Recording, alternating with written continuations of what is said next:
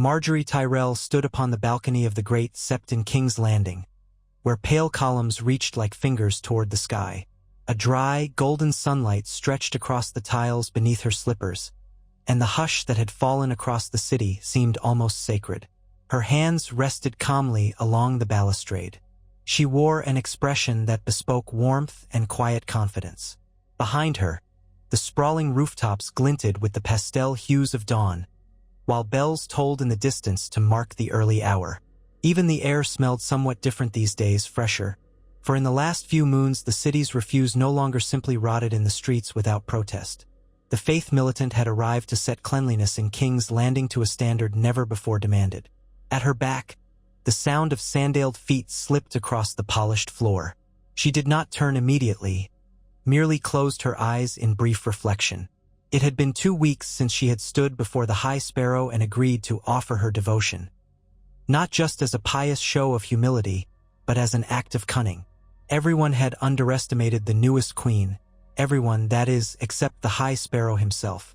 She could feel his presence behind her, austere and composed, though there was beneath his collected exterior a subtle respect for the woman who had come to him seeking an arrangement more beneficial to them both.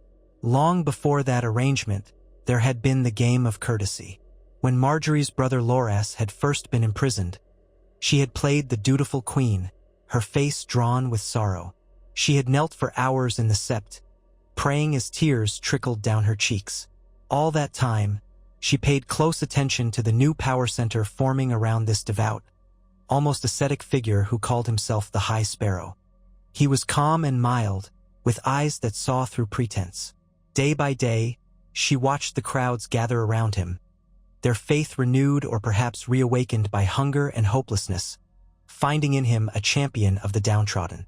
Meanwhile, the nobles sneered or smirked, believing that this holy man was but a passing fad. She had tested him.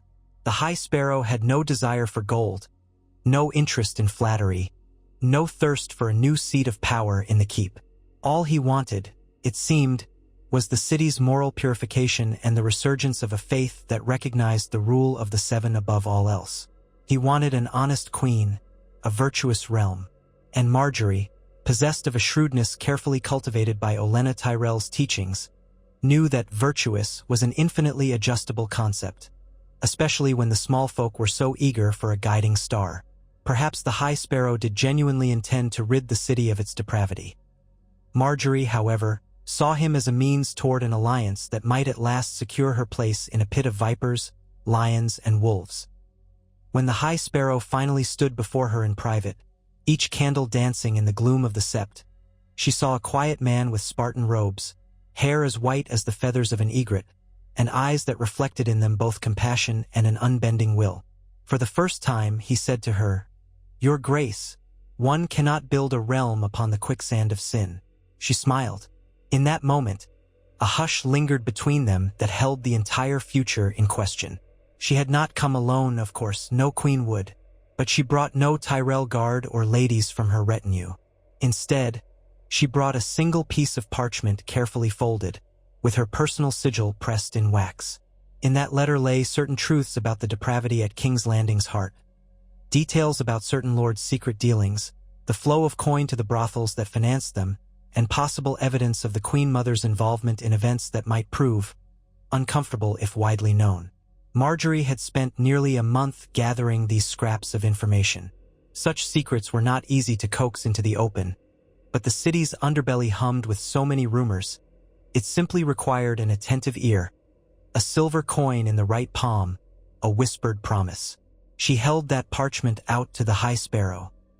He took it, lips slightly parted in surprise, for it was not often that one received damning evidence from a queen. As he read, Marjorie studied his face. It hardened, grew sorrowful, but also determined. He recognized the gift for what it was, a powerful wedge, a tool that allowed the faith militant a new foothold in matters of the court. "Queen Marjorie," he said when he finished reading, "what is it you seek?" She lowered her eyes, letting the candlelight catch in the corners of her tearful gaze. "I seek my brother's freedom. I seek justice. Lancel Lannister's testimony against Ser Loras is..." "It is a game of false allegations and rumor," she interrupted softly. "I beg you to see the truth." She raised her gaze then, leaning forward, speaking in a confident hush. "Ser Loras is not pure in the eyes of the faith, yes. But many in King's Landing are impure as well. Should we not be mindful that the Queen Mother's ambitions have guided these accusations? This matter is not simply about the faith or about protecting the people from sin. It is about Cersei Lannister trying to destroy her rivals. The Tyrells have long served the crown. We are loyal, yet we bear the brunt of her wrath all too often." He considered her for a moment before replying, "If justice is your aim, then you will have my ear. But I cannot set aside sin simply because it is inconvenient for you, your grace. Are you prepared to meet the faith with honesty? Will you do what is required to show the people that none are above the Seven's laws?" She nodded calmly, her voice resolute. "I will, and in return, I trust the faith will respond with equal fairness. The laws of the Seven must not be used as a mask for Lannister grievances." The High Sparrow said nothing, but his silence was telling. That night, they spoke for nearly 2 hours, and in the flicker of candle flames, an alliance was formed, delicate as a spider's thread, but with the potential to bind a city. It was that alliance Margaery contemplated now, leaning over the marble balustrade, feeling the salt-laced breeze that rolled in from Blackwater Bay. Footsteps came to a halt behind her. She pivoted to see the High Sparrow, staff in hand, eyes calmly alight with subdued fervor. He regarded her with a slight tilt of his head. "Your Grace, the days ahead bring the trials of many. We must ensure that the truth emerges unclouded by the wealth or power of the guilty. I trust you have everything prepared?" she asked, gently smoothing her bodice. In the time since their arrangement began, Margaery had subtly changed her dress. Lighter fabrics, higher necklines, less ornamentation. Where once she displayed the Tyrell rose in golden thread, she now wore simpler patterns. The city's small folk gossiped that the queen was beginning to reflect the humility of the faith itself. If that gave them hope and made them adore her all the more, then it was a wise strategy. Her grandmother, the Queen of Thorns, had taught her that generosity, or even the mere appearance of generosity, could be the strongest blade in the Game of Thrones. The High Sparrow nodded in response to her question. "I have called upon a meeting of the faith militant. By noon, the city shall know of it. And there is something else." He cleared his throat. "A new witness has come forth, one who can illuminate the truth behind these charges aimed at Ser Loras." Her heart trembled at the thought that the witness might bring only further condemnation. "May I ask who?" "An anointed brother," he said, but Margaery could see the flicker in his gaze. He too was wary. "I will interview this witness first. If he speaks the truth, we shall consider how it impacts Ser Loras's trial. If it is lies, then perhaps we shall discover who put him up to them." She bowed her head, gently folding her hands. "Thank you," she said, voice hushed with sincerity. "I will see to it that we provide the necessary courtesy for your men if they must come to the Red Keep. The king, my husband, he believes in the Seven as any good ruler should. He will not hinder your efforts." She said those words well aware of how Tommen, sweet boy that he was, had become a tool for those with sharper wits. In her mind, she saw Cersei's face contort in a sneer whenever Margaery dared to walk in the same corridor. Cersei's entire being radiated jealousy and suspicion. The Queen Mother believed she could control all pieces on the board, but Margaery was not a piece to be nudged aside.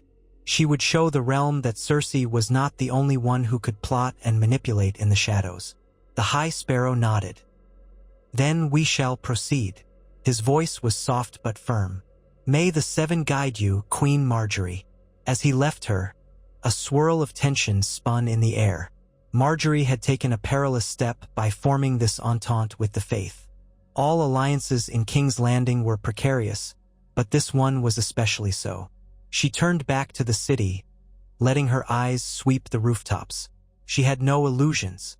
This was not a friendship forged in the rosy glow of mutual admiration. It was a deal. She gave the faith the means to strike at those who placed themselves above the Seven's laws, and in return, the High Sparrow would show more leniency when it came to Loras and to Marjorie's own place beside Tommen. But that leniency would come at a price. Marjorie must play the penitent queen, pious and modest, shining a moral light that might illuminate Cersei's darkness. It was a role she could manage, one that would win the hearts of the small folk all the more. As the sun rose higher, she returned to the Red Keep with a modest retinue of guards and ladies, ensuring her outward show of humility was in place. She set about her daily tasks, offering prayers in the sept within the castle walls, visiting Tommen to share a meal and console him as a wife should. Yet she sensed how uneasy he was. The boy king might have lion's blood in his veins, but he was more kitten than lion. The mention of Loras's name made him shuffle his feet and stammer about the faith's power. She reassured him that it was all in the Seven's hands, that if her brother was innocent, surely the truth would prevail. That afternoon, while she stitched at a tapestry with a circle of ladies, Marjorie listened discreetly to the chatter. Many had heard rumors that the faith intended something drastic. Some claimed the faith militant would soon ban prostitution, others that they sought to impose new taxes on the city's wealthy families. None of the ladies could confirm what was fact and what was rumor. As they prattled on, Marjorie's mind wandered to the upcoming interviews in the Great September. Already, the High Sparrow had scheduled new audiences with the lords and ladies who might or might not stand accused of sin. A short while later, a maiden in pale green shyly touched Marjorie's elbow. "Your Grace," she whispered. "You have a visitor. He says he's from the faith." Marjorie nodded. "Thank you, Roslyn. Show him to the small solar." She rose, politely excusing herself from the circle of women, leaving behind the chatter of idle gossip and needlework. In the small solar, sunlight fell in beams upon a polished oak table. A slender, pious-looking young man stood waiting. He looked neither particularly imposing nor special, one of the faith's many novices, presumably, but there was a seriousness in his eyes. "My Lady Queen," he said with a respectful bow. "The High Sparrow bids me deliver a message." "Go on," she said, settling into a chair. "There is a matter that requires your attention, and swiftly." A man came to the sept this morning with knowledge of certain lapses in Queen Mother Cersei's virtue. He also professed knowledge regarding Ser Loras. The High Sparrow has asked that you come to the sept tomorrow at midday to attend an interview. Marjorie's heart quickened. "Whose interview is this?" "The man's name is Osney Kettleblack." She smiled faintly. She recalled the Kettleblack brothers, footpads raised to knighthood by the Lannisters, serving more as Cersei's personal muscle than anything else. If Osney was prepared to speak about lapses in Cersei's virtue, that might be exactly the thread that could unravel Cersei's defenses at last. The question was whether it was a trap. "Tell the High Sparrow," she said. "I shall be there." The novice bowed and departed, leaving Marjorie alone with her swirling thoughts. She stared at a beam of light cutting across the stone floor, dust dancing in the air. This was it, the chance to strike at Cersei. She must be ready. That night, Marjorie penned a message to her grandmother, Olenna Tyrell, who was back at Highgarden, monitoring from afar. She kept the note brief and coded, referencing only that a new bloom was about to open in King's Landing. If Olenna understood, and Marjorie had no doubt that she would, reinforcements of a more political nature might soon arrive. Then she waited. The hours stretched. She passed them by continuing her outward display of piety, visiting the orphans, offering coin for the poor, making an appearance in the castle sept to recite prayers for her brother's freedom. The castle servants observed her as if she might break into sobs at any moment. So devoted was she to Loras. Perhaps some of the tears were real, for she did worry about him. Alone in a cell, forced to endure cold, hunger, and the looming prospect of punishment. But she could not let emotion blind her to the necessity of cunning. By noon of the following day, Marjorie arrived at the Great September, wearing a modest gown of pale lilac, her hair partially covered by a light, ornate veil. The city's small folk had gathered along the route, chattering excitedly when they glimpsed their beloved queen. Marjorie offered them gentle smiles, brief waves, and calm eye contact, letting them see how unbowed she was despite her troubles. The king did not accompany her. She had counseled him to remain in the Red Keep, so as not to be entangled in a scene he was ill-prepared to handle. Inside the sept, massive windows spilled kaleidoscopes of colored light across the floor. Rows of the devout knelt in prayer, but parted as Marjorie proceeded. At the far side, near the altar, stood the High Sparrow with a small group of his followers. And off to one side, kept under guard by two faith militant, stood Osney Kettleblack, a gangly man with a sour, anxious face. Marjorie approached, dipping her head respectfully to the High Sparrow. He gestured for her to join him. Osney's eyes darted between them. He was clearly uncertain about how events might unfold. "Your Holiness," he began, voice trembling with contrition, "I am ready to speak of the sins I have committed." "Speak freely, child," said the High Sparrow. Osney hesitated, shifting his weight. Marjorie folded her hands, keeping her expression neutral. She was keenly aware that many a cunning lie had been spun in these halls, but she trusted the High Sparrow's watchful presence to help separate truth from cunning. "I was in service to Queen Mother Circe," Osney began, dropping his gaze to the floor. "She tasked my brothers and me with various duties. Sometimes those duties were not holy." "Go on." He took a breath. "She wanted me to testify against Ser Loras Tyrell. She said it would weaken House Tyrell's influence. She promised me knighthood, gold, any number of rewards if I would help bring them down. But that was only part of it." He glanced nervously at Marjorie, then back to the High Sparrow. "I also had relations with the Queen Mother herself." Marjorie blinked to conceal her shock. She had suspected the Kettleblacks were privy to many of Circe's secrets. She had heard, in hushed rumors, that one or more of them might have shared her bed. But to hear Osney confess it so bluntly was still surprising. The High Sparrow's expression darkened with disapproval. A Queen Mother, sworn to chastity after her king's passing, indulged in adultery and fornication? "Yes," Osney whispered. "She did, and more than once." The High Sparrow's gaze flicked to Marjorie, who maintained a calm, polite mask. Then he returned his attention to Osney. "Why do you confess this now?" Osney licked his lips, wringing his hands. "I cannot go on with these sins upon my conscience. The Seven sees all. I fear for my soul, and I fear for what might happen if I remain loyal to her. She has turned against me anyway." Marjorie inhaled slowly. She suspected Osney had concluded that a scapegoat might be required for the fiasco with Ser Loras's accusation, and that scapegoat would be him. Or perhaps he was just foolish enough to believe the faith could protect him if he turned on Circe. Regardless, he was offering the High Sparrow precisely the kind of testimony that could tear Circe down. "I ask the Seven for forgiveness," Osney muttered, "and I stand ready to face punishment for my role in the false accusations." The High Sparrow nodded gravely.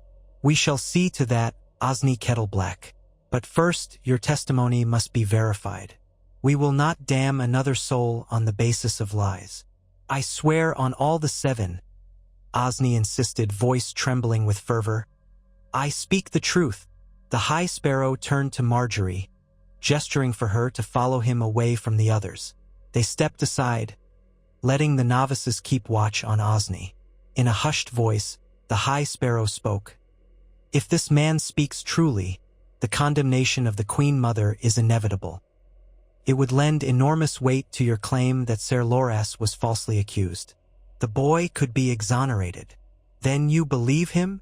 We shall see.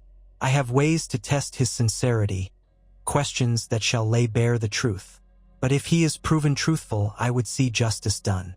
That means a trial for the Queen Mother, overseen by the faith militant, to examine the charges of fornication, treason, and false witness." Marjorie felt a rush of excitement, carefully concealed.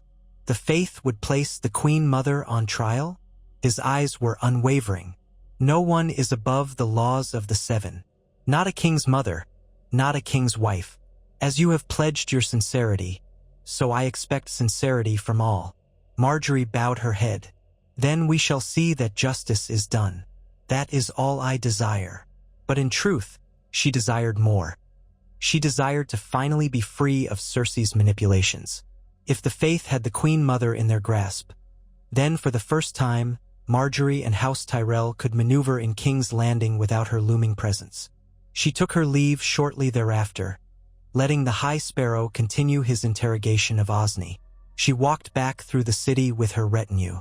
A small sense of triumph pulsed through her, though she reminded herself to remain vigilant. Cersei was cunning, and cornered beasts often lashed out with lethal desperation. That very evening, Margaery received word that Cersei had summoned her. Under normal circumstances, Margaery might have demurred, but she was curious as to whether Cersei had caught wind of Osney's defection or the gathering storms in the Sept. She met the Queen Mother in her private drawing room. The gold and crimson draperies fluttered in the breeze from an open window. The sweet scent of arbor wine mingled with candle wax. Cersei turned from the window as Margaery entered, and for a fleeting moment, Margaery thought she detected a slight tension in Cersei's face, a tightness around her eyes as though she'd been pacing. "Your Grace," Margaery said, dipping a shallow curtsy. Cersei's hair fell in lustrous waves around her shoulder. And she wore a tight black gown embroidered with golden lions at the sleeves. She tried for a placid smile, but Margaery saw only malice behind it. "Margaery," Cersei said. She did not say Queen Margaery. Never had. "I hear you've been attending services at the Great September rather diligently these past weeks." "I have," Margaery replied, stepping forward with a calm grace. "I find comfort in prayer, especially when times are difficult." "Oh yes, indeed, times are difficult," Cersei said, a note of bitterness creeping into her tone. "Is that how you would describe your brother's predicament? Difficult?" Margaery offered a sigh. "I pray day and night for Loras's deliverance. The Faith has shown mercy in granting him a fair trial. I cannot ask for more." "Indeed, the Faith," Cersei said, pursing her lips. "They grow bolder by the day, with their militant parading in the streets. All in the name of the Seven." She shook her head. "It's quite the shift, wouldn't you say, from how things were under my late husband's reign?" Margaery simply inclined her head. "Some might call it a necessary revival of moral guidance," she said gently. Cersei's green eyes flickered with disdain. "Moral guidance," she echoed, her voice dangerously soft. "And do tell me, dear, what moral guidance does the High Sparrow offer your brother for his alleged proclivities?" It was a cheap blow, and Margaery refused to be baited. "I have faith that the truth will be seen and that justice will follow. That is all I can say." She glanced around the room, noting the decanter of wine near Cersei's elbow. "Your Grace, was there something you wished to discuss with me specifically?" Cersei pressed her lips together, as though carefully choosing her words. Then she said, "There are rumors that the Faith is preparing charges against certain individuals at court. Grave charges, I hear: adultery, regicide, treason. As Queen Mother, I must ensure the stability of the realm. Have you heard anything concrete regarding these rumors?" Margaery recognized the tension hidden in that question. "I've heard many rumors. So many, in fact, that I rarely know which ones to believe." Cersei's voice hardened. "If the Faith grows too powerful, they may see fit to point their accusing fingers at any of us, even the Queen. You should be wary, Margaery. You once stood accused of lying to the Faith. They might yet revisit those allegations. It is in all our interests to ensure we present a united front, Lannister and Tyrell alike." "A united front?" Margaery repeated softly. "Does that extend to ensuring my brother's safety?" "Of course," Cersei said with a brittle smile. "We both want the same thing, a stable realm. No tragedies. If we work together, we can ensure that the Faith does not overstep." Margaery took a measured breath, trying to hide her revulsion at Cersei's hypocrisy. She might have admired it, had it not been aimed at her. "Then perhaps we shall speak again about this cooperation. For now, I can only tell you that I have no knowledge of any new accusations. I am but a humble queen, pious and devout. I pray the Seven keep us all safe." With that, She offered another curtsy, politely refusing Cersei's request to share wine. She excused herself, leaving the Queen Mother glowering. As she stepped into the corridor, Marjorie felt the tension in her shoulders. She had to keep playing her part well. The docile, pious queen, not the cunning orchestrator who had fed the faith enough secrets to topple a regime. Still, she wondered how soon news of Osney's confession would reach Cersei. If it had not already, it would soon. That very night, ravens flew out from the Red Keep, though Marjorie knew not to whom. She suspected Cersei was stirring up trouble, perhaps seeking the counsel of Qyburn or other questionable allies. For the first time, Marjorie lay awake until the bells tolled past midnight, her mind alive with the possibilities. The final confrontation was drawing near. For days later, the High Sparrow summoned Cersei to the great September. Rumors raced across the city as she departed in her lavish litter, escorted by gold-cloaked Lannister guards. Marjorie, from a distant vantage, watched the procession snake through the crowds. No one cheered Cersei's passage the way they did Marjorie's. The small folk watched with suspicion or, in some cases, thinly veiled hostility.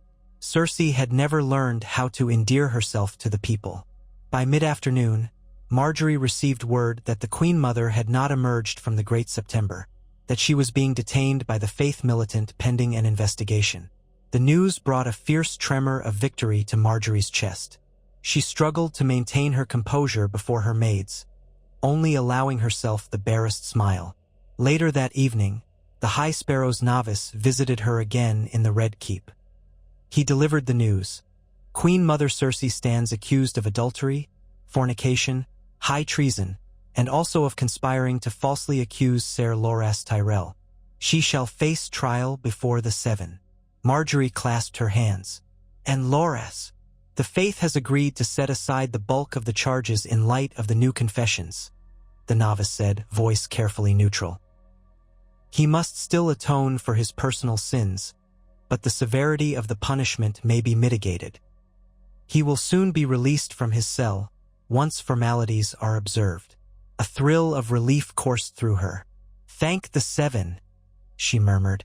She took a deep breath and regained her regal poise. Please inform the High Sparrow that I am grateful, and that I will continue to offer prayers for the salvation of all. The novice bowed and departed. Before the day was done, Marjorie made her way to Tommen's chambers, finding him pale and distressed. He had heard the news that his mother was being held by the Faith and was frantic. How could they do this? He demanded, voice trembling. She is the Queen Mother. My mother. I need to order the Faith Militant to release her at once. She calmed him, soothing him with gentle touches. My love, she said, voice hushed. I know this must be difficult, but the Faith has discovered grave accusations against her. If you interfere, if you attempt to break her out, it will be seen as an act of war against the Faith. The city's people might revolt, the Faith Militant might. She didn't finish the thought. Tommen's face quivered. I just want my mother safe. She will have a trial, Marjorie said. If she is innocent, she will be freed. But the Seven must be allowed to judge. You must trust the process. She took his hands in hers. It is the only way, Tommen. He looked close to tears, but Marjorie continued to reassure him, holding him in her arms. She felt a pang of pity for the boy. He was so young, so sheltered. Had he been older, more experienced, perhaps he would not have let the Faith Militant gain such power, or perhaps he would have recognized this as the price for justice in King's Landing. Word soon spread throughout the city that the Queen Mother had been cast into a cell for her sins. At first, a silent shock permeated the court. Then, like a swarm of startled ravens, the courtiers hurried to align themselves either with the Faith or with the king. Lords and ladies arrived to pay homage to Marjorie, offering condolences for the predicament of Ser Loras, even though it was well on its way to resolution, and to express shock at the accusations leveled against Cersei. Marjorie accepted these visits with grace, aware that each flattery was a subtle request for Tyrell favor or a shield from the Faith's gaze. She listened carefully, gleaning which courtiers had soiled secrets of their own. Finally, the day of Loras's release arrived. The High Sparrow allowed it to be a solemn occasion, with no fanfare or parade, as Loras left the sept in the early dawn hours. Marjorie and a small group of Tyrell guards waited to greet him. He looked thinner, paler, with shadows under his eyes. Yet, when he saw his sister, a flicker of relief crossed his weary features. "Marjorie," he said, voice hoarse. She went to him, embracing him. "I've missed you, dear brother." He held onto her for a moment, sagging in her arms. She felt the trembling in his limbs and realized how broken he might be inside. As the Knight of Flowers, he had once been bright, confident, and sure of his place in the world. This imprisonment had shaken him. She hoped that in time he might recover. For now, she was simply grateful he was free. They escorted him back to a Tyrell holdfast in the city, away from the Red Keep for the moment, to let him rest and recuperate. On the walk, he asked quietly, "How did you manage this? I thought the faith was immovable." She offered a gentle, secretive smile. "The High Sparrow and I came to an understanding. It cost us, but it was worth it to see you free." He frowned. "And what of the charges against me?" "They remain in a diminished form. You may be called upon to pledge yourself to the faith's will, perhaps even take the sword and star for a time, or make other penances. But you're not going to rot in a cell. We've ensured that." He nodded, though he appeared confused. "And what of Cersei? I heard rumors." "She stands accused," Marjorie said softly. "She will face a trial. I believe the faith means to hold it soon." Loras's lips parted in surprise. For a moment, he almost smiled, as if the notion of Cersei imprisoned was too surreal to accept. "All this has happened so swiftly, swifter than she could ever have expected," Marjorie said, her eyes shining with quiet satisfaction. "We struck before she had time to unravel our plans. Now be at peace, brother. Rest. Tomorrow we'll speak more." That night, Marjorie gathered with a small circle of Tyrell retainers and supporters. They dined modestly, for outwardly, they were to be humble these days. But there was an undercurrent of victory in the room. Her grandmother, Olenna, had not yet returned from Highgarden, but her letters expressed savage delight at the turn of events. "It is time we pressed our advantage," said Ser Talland of the Reach, leaning forward across the table. "The Lannisters are in disarray. Kevin Lannister is away, and Cersei is caged. The king is but a boy. The city is in need of strong leadership, and that leadership belongs to House Tyrell." Marjorie sipped her watered wine, carefully composing her response. "We must tread carefully. The faith holds the Queen Mother, and their goodwill is what keeps Loras safe from further prosecution. They see me as a devout queen who shares their virtues. We must not reveal that our ambition goes beyond bringing justice to Cersei's sins." Ser Talland inclined his head. "Understood, Your Grace, but the opportunity is there. If the faith continues, they will isolate the Lannisters further. Soon, they may turn on the king himself, if they perceive him as too lenient. That would be chaos." Marjorie nodded thoughtfully. "We must ensure Tommen remains allied with the faith, at least enough to keep the peace. My marriage stands, of course." She sighed softly. "Poor boy is frightened. He's lost his mother to a cell. I do not wish him harm." The conversation carried on until late, each retainer offering opinions on how to manage the new power balance. Marjorie listened, gleaning bits of strategy, but ultimately, she made it clear that they would maintain a low profile, allowing the faith to take the brunt of any public condemnation for the trial.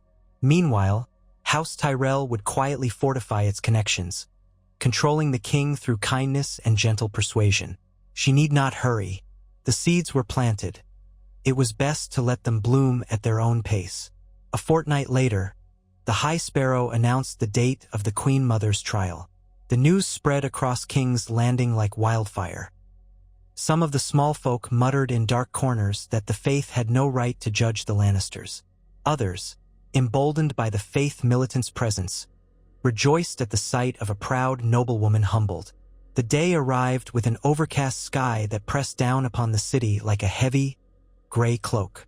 Inside the Great September, hundreds of spectators, including lesser lords, wealthy merchants, and curious small folk crowded the aisles. The faith militants stood in ranks, austere and resolute, ensuring order. Marjorie and Tommen sat upon a pair of carved seats near the front, with the High Sparrow at the central dais. An elevated platform had been erected for the accused. Cersei, in a plain woolen gown, her hair unkempt, stood with a tension in her posture that verged on fury. Yet she tried to appear unbowed, arms straight at her sides, chin lifted. Silence reigned as the High Sparrow approached the dais. He recited the charges, voice echoing across the cavernous space. Adultery, incest, high treason, murder, conspiracy, false testimony. Cersei stood rigid, lips pressed in a grim line, her green eyes scanning the crowd. She spotted Marjorie, and Marjorie did not flinch from that venomous gaze. Beside her, Tommen swallowed hard, his face pale. One by one, witnesses were called. Osney Kettleblack gave his damning account, supported by bits of evidence gleaned from other sources, servants who had glimpsed suspicious visits, letters that hinted at bribes. Lancel Lannister also offered testimony about the wine that had contributed to King Robert's death and about his own illicit relations with the Queen Mother. Murmurs rippled through the September. Even the sturdiest pillars seemed to resonate with the shock of it all. As the High Sparrow prompted each witness, Cersei's face grew taut, rage sparking in her eyes. She denied everything, called them all liars. When the High Sparrow asked if anyone would speak in her defense, the hall fell quiet. She glowered at the assembled crowd, searching for a champion, a protector. But Jaime Lannister was absent, away on a mission. Ser Kevin Lannister had not arrived in time. The king, sitting near Marjorie, seemed paralyzed. Finally, Grand Maester Pycelle stood, hobbled forward, and offered a vague statement about the Queen Mother's devotion to her children. It was half-hearted at best. The High Sparrow's voice carried solemnly. The faith finds sufficient cause to believe that the Queen Mother has sinned grievously against the laws of the Seven. She shall be judged accordingly. Cersei's fists clenched. She cast a final, seething look at Marjorie, then at Tommen. "Will you do nothing?" she hissed, though only those near the front could hear her. Tommen quivered, unable to respond. The High Sparrow gestured for silence. "Queen Mother Cersei, by the authority granted me by the Seven, I pronounce you guilty of fornication and false witness, pending the ordeal of the holy trial for the additional charges. Should you wish to atone, you must." Her voice burst forth. "I will speak my confession." She had realized there was no escape if she did not yield. A hush fell as she took a trembling breath. "I confess to bedding Lancel and others." Her cheeks burned, and tears glistened with humiliation. "But I deny the more monstrous charges: murder, incest, high treason. Those are vile lies. I beg the Seven's mercy for my fleshly sins. I ask only to be allowed to see my son, the king." Her voice cracked in desperation. The High Sparrow studied her calmly. "The faith shall have mercy, but you must complete the penance so that your soul may be cleansed. The city must see that no one is above the laws of the Seven." A flicker of dread crossed Cersei's face. She had heard of the penance demanded of highborn ladies who confessed to sins of the flesh. A walk, naked, humiliated before all.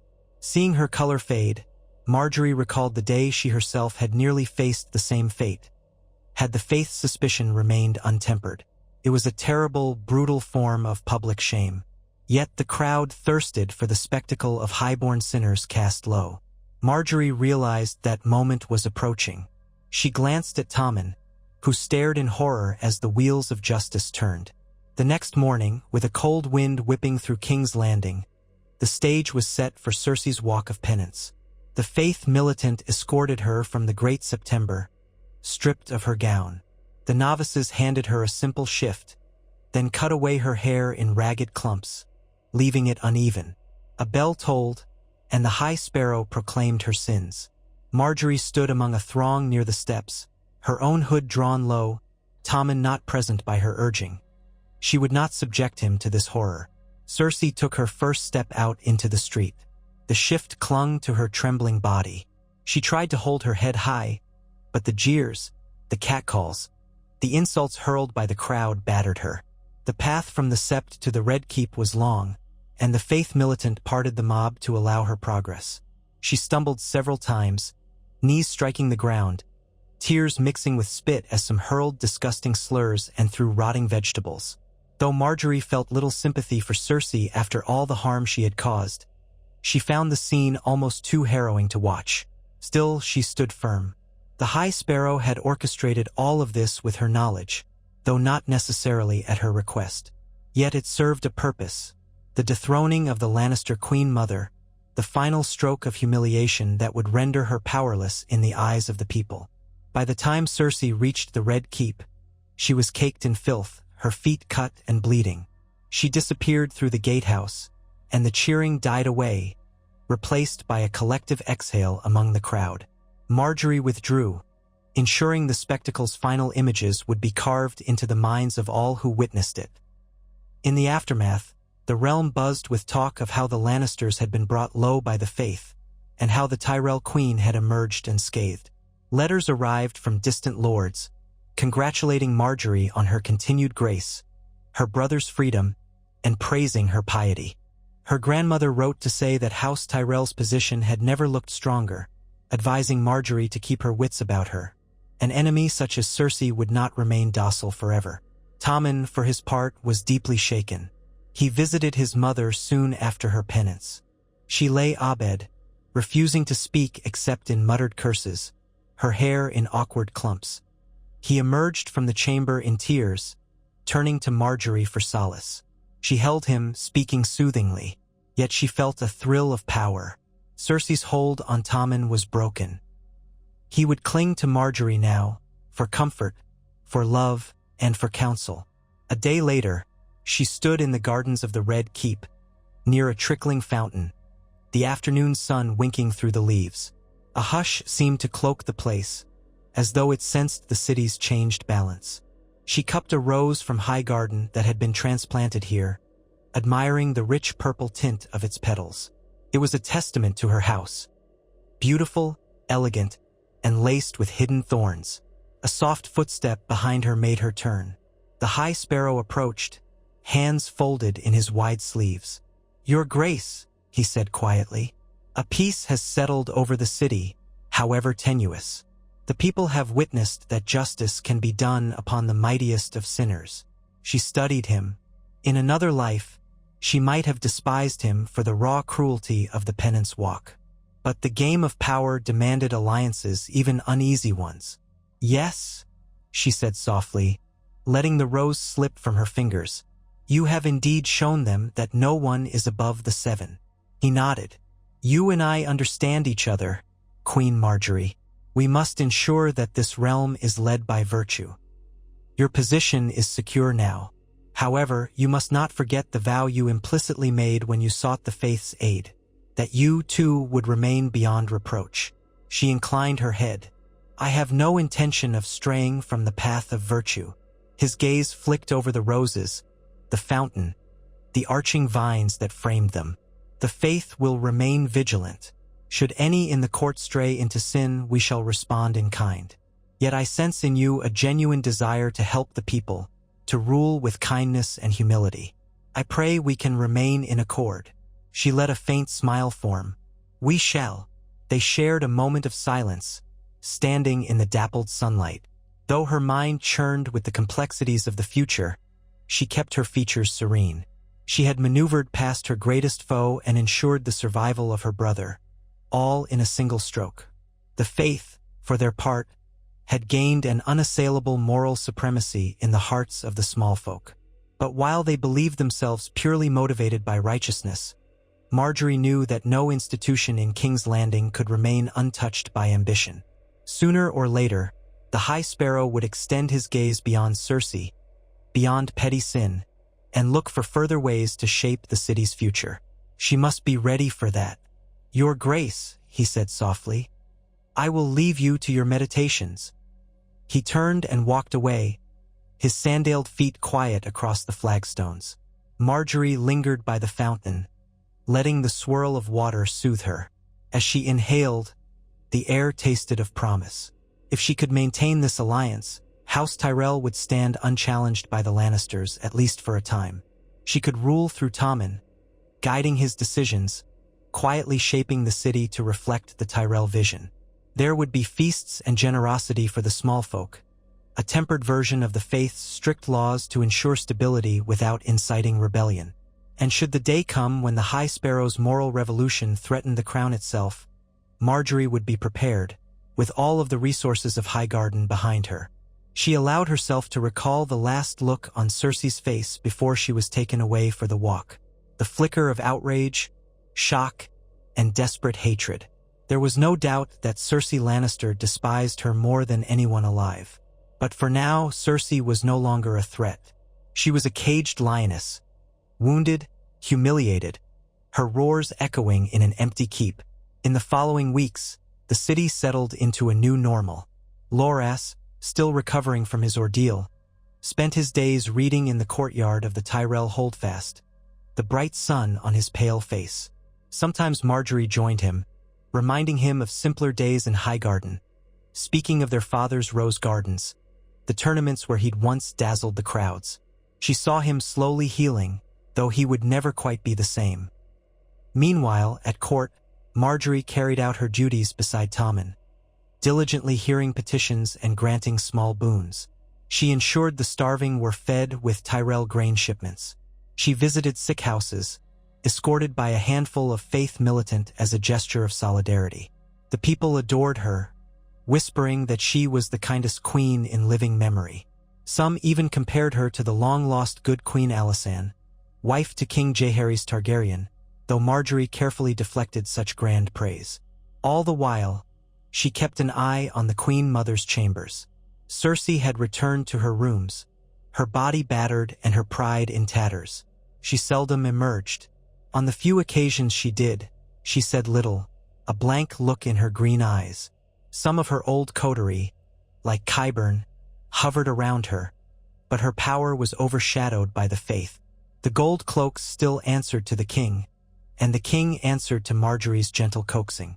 One gray morning, a small raven arrived for Margaery. The note inside was brief. The rose blooms well.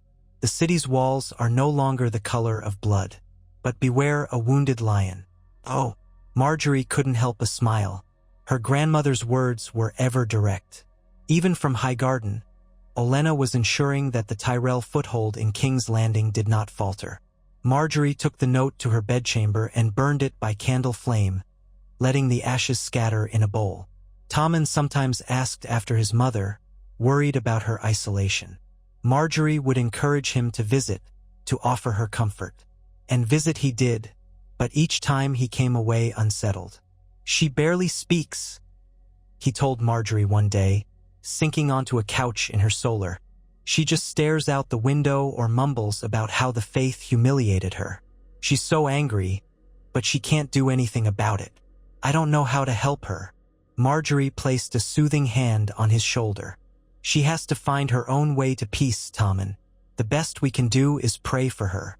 The faith demands penance, not vengeance, but perhaps in time she will find forgiveness in her heart." He nodded, still looking miserable. "I wish things could go back to the way they were before." She leaned in, letting him rest his head against her. "We must look forward, not backward, my sweet king." She kissed his cheek and softly began to talk of how they might bring prosperity to the city's orphans and beggars. She quietly redirected his mind from Cersei's misery to the realm's needs, an easy enough task with Tommen's gentle heart. The months slipped by. King's Landing appeared surprisingly stable. The High Sparrow preached in the streets, encouraging modesty and charity. Petty crimes diminished under the faith's watchful eye. The brothels still existed, but they were forced into quieter corners, with fewer blatant displays. The city smelled a bit cleaner, or so Margaery told herself. Merchant ships came and went, trade flourished.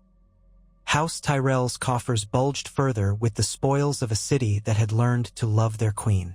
Yet beneath the veneer, Margaery sensed a quiet tension. Some of the more corrupt nobles had fled or hidden themselves, while others resented the faith's new hold on the city. Whispers of possible alliances or conspiracies drifted through the corridors. Still, none could deny that Margaery Tyrell, in alliance with the High Sparrow, had outmaneuvered Cersei Lannister. Even so, the Queen Mother remained a potential danger, her hatred unquenched by defeat.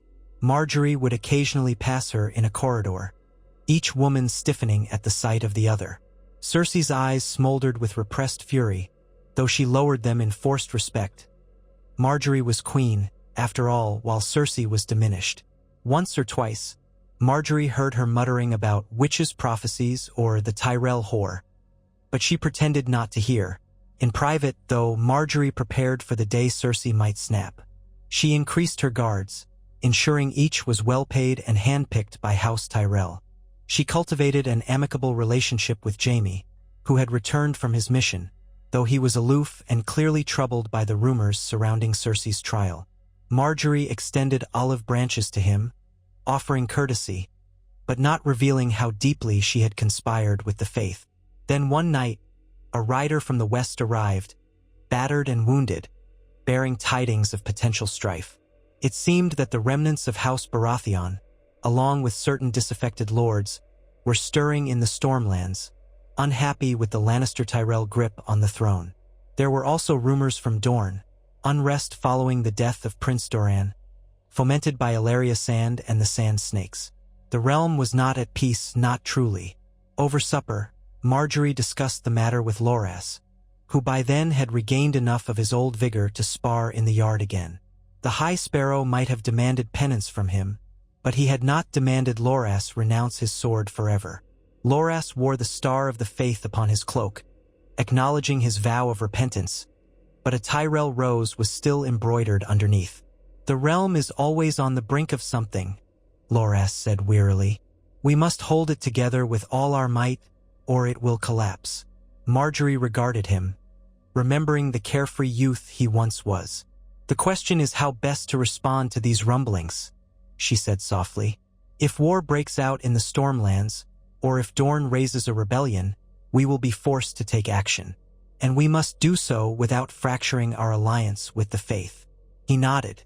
"It would be wise to strengthen our position through marriage alliances, or at least negotiations. We cannot fight battles on too many fronts." She sighed, fingering the stem of a rose in a vase nearby. "I have already dispatched letters to certain lords, offering them the king's goodwill. But I fear the memory of Tywin Lannister's rule, combined with the faith's stern approach, has made some of them wary. They see a city under religious rule and wonder if their freedoms will be trampled next." He gave her a faint smile. "I trust you to navigate these waters, sister." The next weeks proved a whirlwind of letters, negotiations, and discreet manipulations. Margaery commanded the loyalty of many lords who favored a queen that combined Tyrell wealth with devout humility. She sent gifts to the Stormlands, reassured them of the crown's willingness to accommodate local governance, and quietly reminded them how swiftly the city's new moral regime had exposed and punished corruption. "Who among you does not wish to see corruption banished?" she wrote in one letter. "We desire only that each lord abide by the Seven's laws, that we might build a peaceful realm together." Rumors of open rebellion subsided to uneasy muttering. Dorne, however, remained in question. But with winter looming, the taste for war in the desert land might be tempered by the hardships of the season. Throughout it all, the High Sparrow maintained his unwavering presence, preaching to crowds, advising Margaery on matters of morality, and quietly ensuring that any who openly defied the faith paid a swift price in public condemnation or arrest. Some might call him tyrannical, but Margaery deftly cast him as a spiritual guide. She felt the balance she had struck was delicate but stable. And in the Red Keep's corridors, Cersei prowled like a wounded lioness, occasionally spitting curses at servants who dared to cross her path. There were evenings when Margaery caught a whiff of strong wine on the Queen Mother's breath, or saw her lurch unsteadily through the halls. The once proud lion had turned to bitterness, and many a gossip at court muttered that she would never reclaim the cunning that once made her feared. Then, late one night, Margaery was roused from her bed by a pounding on her door. Ser Talland, clad in half-fastened armor, stood with a wild look in his eyes. "Your Grace," "Come quickly," he said in a hushed, urgent voice. "Cersei Lannister is gone." Marjorie threw on a robe, her pulse pounding. "Gone? How?" He shook his head. "We're not certain. Some say she left with Qyburn's assistance. Others claim she forced a guard to let her pass. All we know is that she's not in her chambers, and a stable boy reports that a single rider left through the postern gate." A chill ran through Marjorie. Had Cersei fled the city? Had she gone to find Jaime or Kevin, or even to the Stormlands to sow discontent? This could be dangerous. A final blow from a cornered foe. "Alert the Faith Militant," Marjorie said, steadying herself. "Tell them to dispatch riders to every road leading out of the city. She cannot have gone far. We must intercept her." Ser Talon bowed and hurried away. Marjorie stood by her window, peering out at the dark city. The torches near the gates flickered, casting ghostly shapes. Even at this hour, some watchers might have glimpsed the fleeing Queen Mother. If the High Sparrow discovered her flight, he would demand she be returned for further penance, possibly for renewed punishment. The alliance with the Faith would hold, but there might be chaos as rumors spread that the humiliated lioness had escaped. She worried about Tommen's reaction. He would be distraught if he learned his mother had left without a farewell. That might cause him to question Marjorie's guidance, to wonder why she had not prevented this. She needed to control the narrative. Quickly, she summoned 2 of her ladies and composed a letter to the High Sparrow, explaining that the Queen Mother had departed the Red Keep under the cover of darkness, presumably to avoid fulfilling the remainder of her penance. She asked that the Faith coordinate with her own men to locate Cersei peacefully and bring her back unharmed. With the letter sent, Marjorie waited, mind spinning with the potential ramifications. If Cersei made it to Casterly Rock, or if she found some group of Sellswords, might she gather an army and seek revenge? Could she rally other nobles who resented the Faith's influence and see Marjorie as an interloper from the Reach? The possibilities raked her mind. Yet a part of her relished the challenge. She had proven her mettle thus far. She would do so again. The night stretched on with no word from the riders. At dawn, Marjorie tried to soothe Tommen, telling him only that his mother had gone on a personal pilgrimage to reflect upon her sins, that she would return in due time. He gazed at her with wide, childlike eyes, a mixture of relief and worry. She wished he were older, more capable of comprehending the precariousness of the situation. By noon, the Faith Militant reported that no trace of Cersei had been found on the Rose Road heading west. Another search party rode north along the King's Road. If she intended to circle around to the west by a different route, they might catch her there. Meanwhile, small folk whispered that the Queen Mother had run away in the night, unable to bear the shame forced upon her by the Faith. Some pitied her.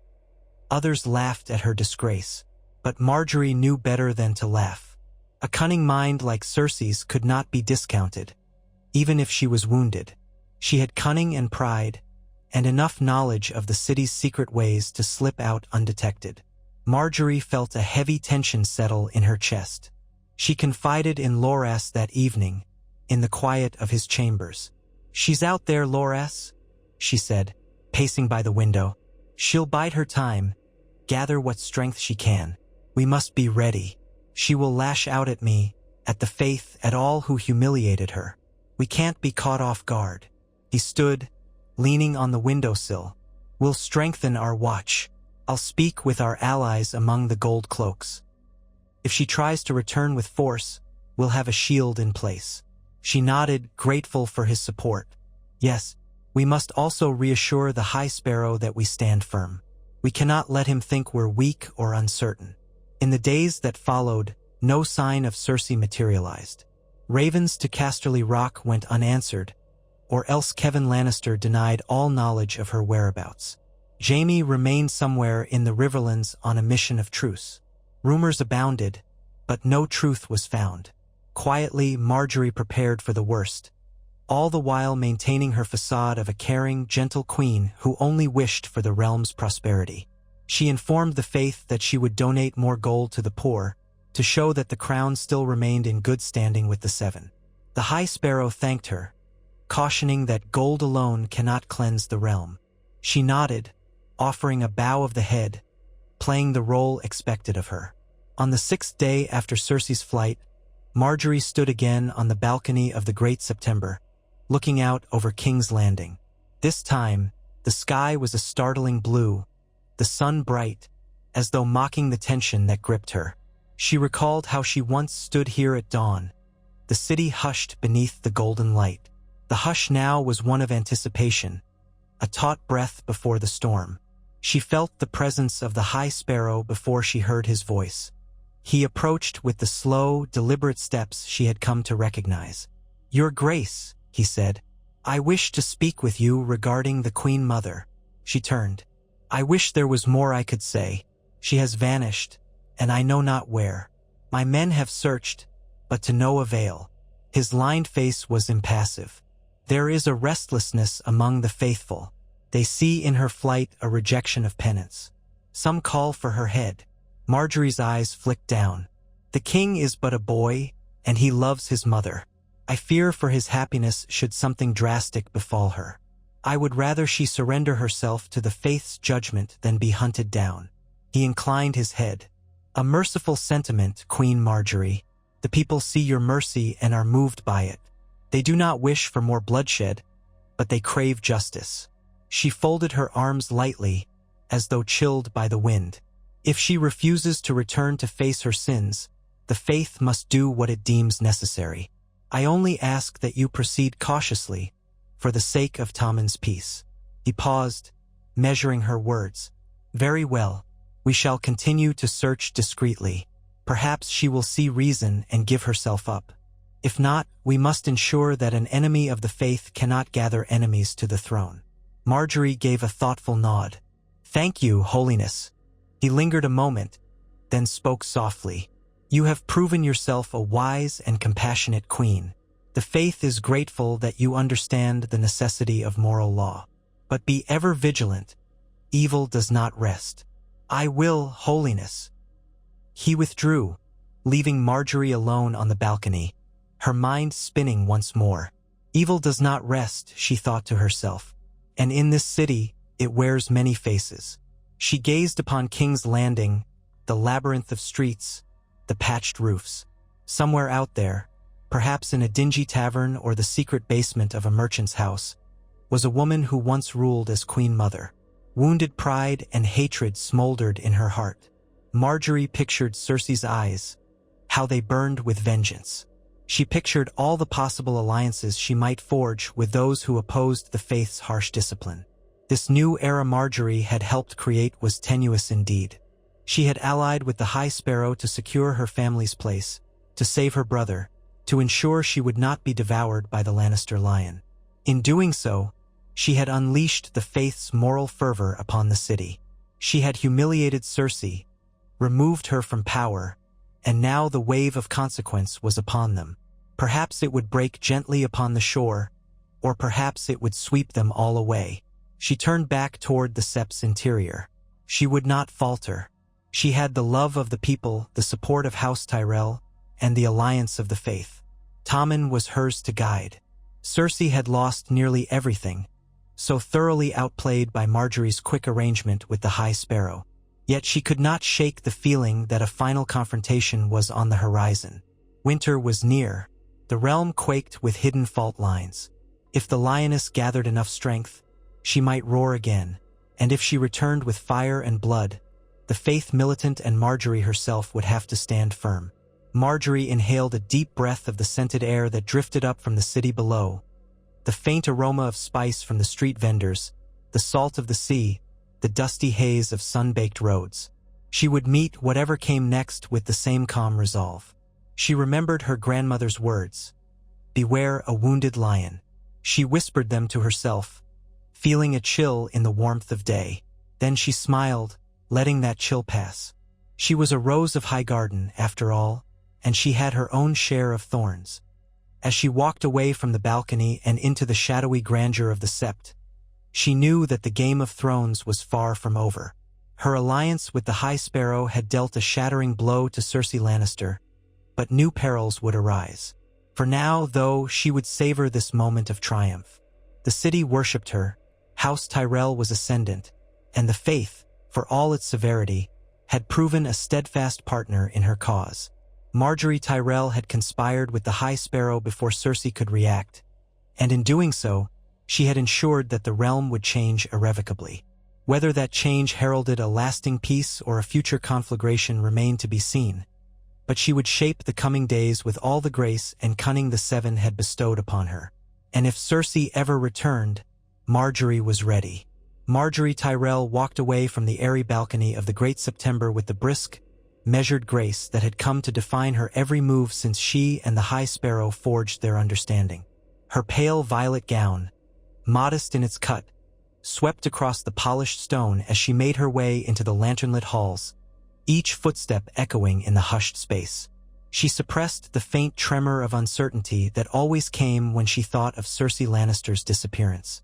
The Queen Mother was a wounded lioness now, stripped of her pride by that merciless walk of atonement, her hair shorn and her name dragged through the streets. Yet it was precisely a wounded lion that might prove the most deadly, if given the chance. Marjorie allowed the faintest sigh to leave her lips as she passed a series of slender pillars, the wind stirring the flames of the candles set upon each windowsill. Down the corridor, she saw two novices of the faith standing watch. One older, his head bowed in silent prayer, the other a young man who glanced up at her and dipped his chin reverently.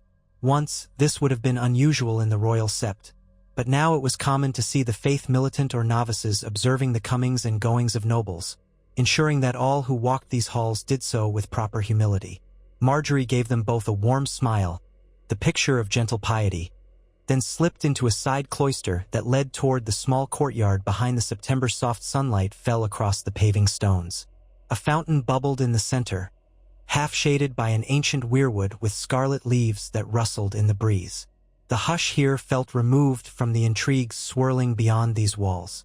She took a seat on a stone bench, adjusting the drape of her gown. She had come here to gather herself before returning to the Red Keep. The city was in an unsettled state, its new moral regime balanced precariously between admiration for the High Sparrow's uprightness and a mounting fear that the faith's power might soon restrict their freedoms even further. Marjorie was at once the beloved queen, showered with praise for her generosity and mildness, and a behind-the-scenes architect of the faith's rise, which had toppled the proud Lannisters. She felt the weight of that duality now. Even though the game of power had led her to victory over Cersei, the cost and the risk remained high. Shutting her eyes, she let the gentle sound of the fountain lull her momentarily, working to center herself. When she rose, she walked back into the sept, the novices offering another low bow. She made her way to the front of the vast hall, where a handful of the faith militant were quietly lighting candles. Several wealthy merchants and lesser lords were kneeling in prayer, heads bent. Marjorie recognized a few. Lord Oscary, who had once supported the Lannisters but now bent the knee to whichever power held sway in the city, and a distant cousin of Rosby, wearing a crest that looked newly embroidered with the seven-pointed star. The city's elite sought to prove their devoutness in this climate, if only to avoid the faith's scrutiny. Outside, a carriage waited to return her to the Red Keep. The streets thrummed with daytime business, but there was a new orderliness to the traffic, courtesy of the faith's foot patrols and the gold cloaks who had learned to cooperate with them.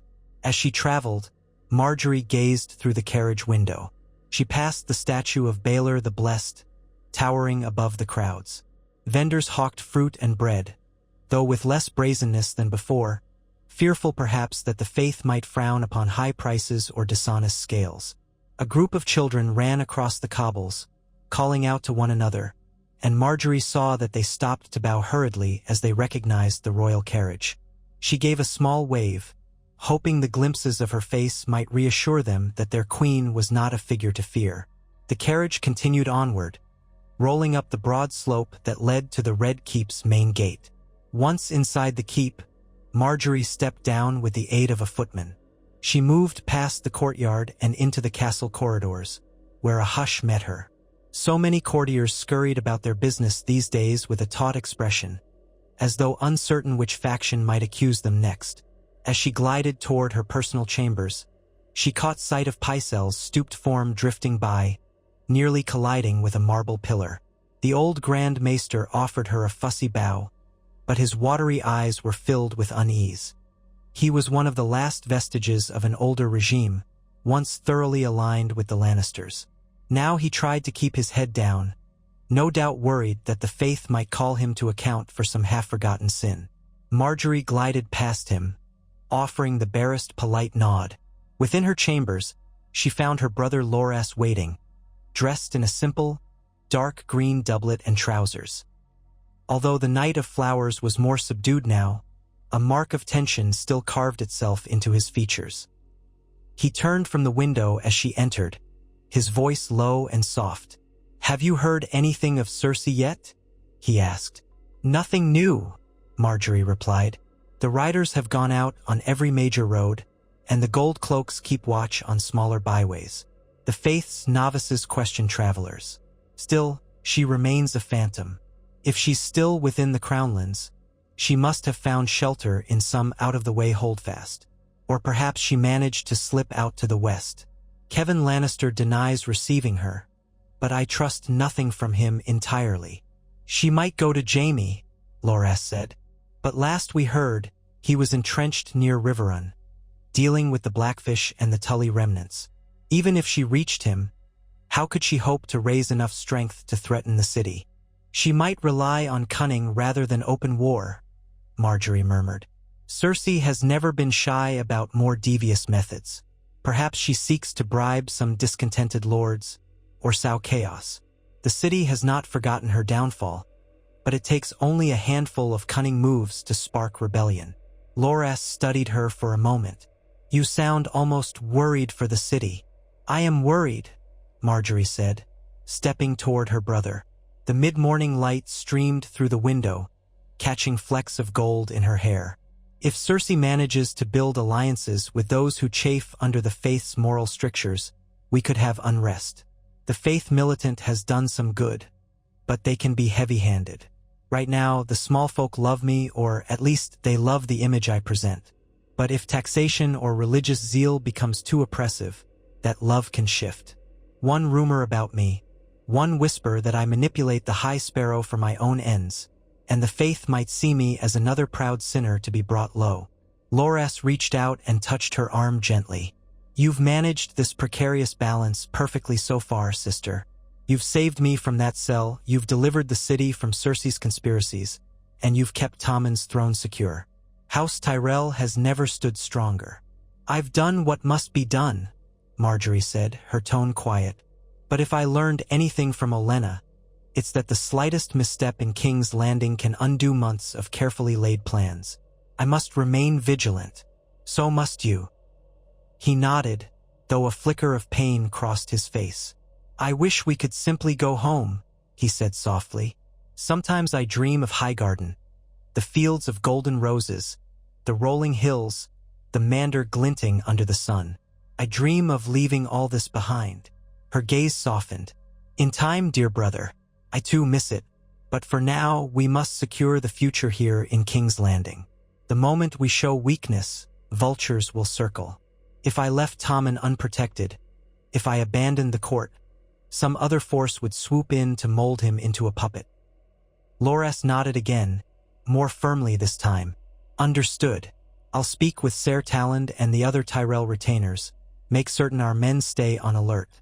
Also, the High Sparrow asked me to take part in distributing alms to the poor on the morrow near Flea Bottom. He seems eager to have the Knight of Flowers show humility, to illustrate that no one is too proud to serve the lowborn." Marjorie managed a small smile. "He wants you as a symbol of virtue. That is the price for your freedom, obedience to the faith. Go, distribute alms, show them your gracious heart. It will only strengthen the Tyrell image among the small folk. It will remind them that we do not fear the poor or the devout." He bowed his head. "Very well." She released a soft breath as he departed, a swirl of tension lingering in the air behind him. The bond between her and her brother had always been close, but the events of the past months had changed them both. Loras had once been carefree, a brilliant knight who loved the pageantry of tournaments and the thrill of jousting. Now he was subdued, uncertain of himself, still bearing the emotional scars of his imprisonment. In turn, Marjorie had sharpened the edges of her political mind. Her grandmother's teaching had guided her in the art of subtlety, but no lesson could fully prepare one for the intimate brutality of King's Landing. She gazed about her chambers, where the golden light and the drifting scent of lavender from a vase could not fully mask the apprehension that had rooted itself in her soul. A knock on the door startled her. One of her ladies stepped in, curtsying. "Your Grace," the young woman said softly, "the High Sparrow has arrived at the keep. He requests a brief audience with you in the Queen's solar." Marjorie nodded and followed the lady through a series of halls until she reached the solar, once richly decorated, now made simpler, with fewer gaudy trappings. This had been at Marjorie's own direction, a reflection of the humility she wore like a cloak. Beneath that cloak, she concealed a will of steel. As she entered, she found the High Sparrow examining one of the newly hung tapestries, which depicted scenes of saints guiding the faithful. She lowered her head in greeting. "Your Holiness," she said, letting a note of warmth enter her voice. "Welcome."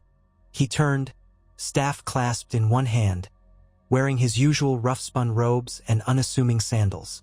His kindly face bore lines of both compassion and unyielding resolve. "Your Grace," he replied, voice soft, "I hope I do not intrude.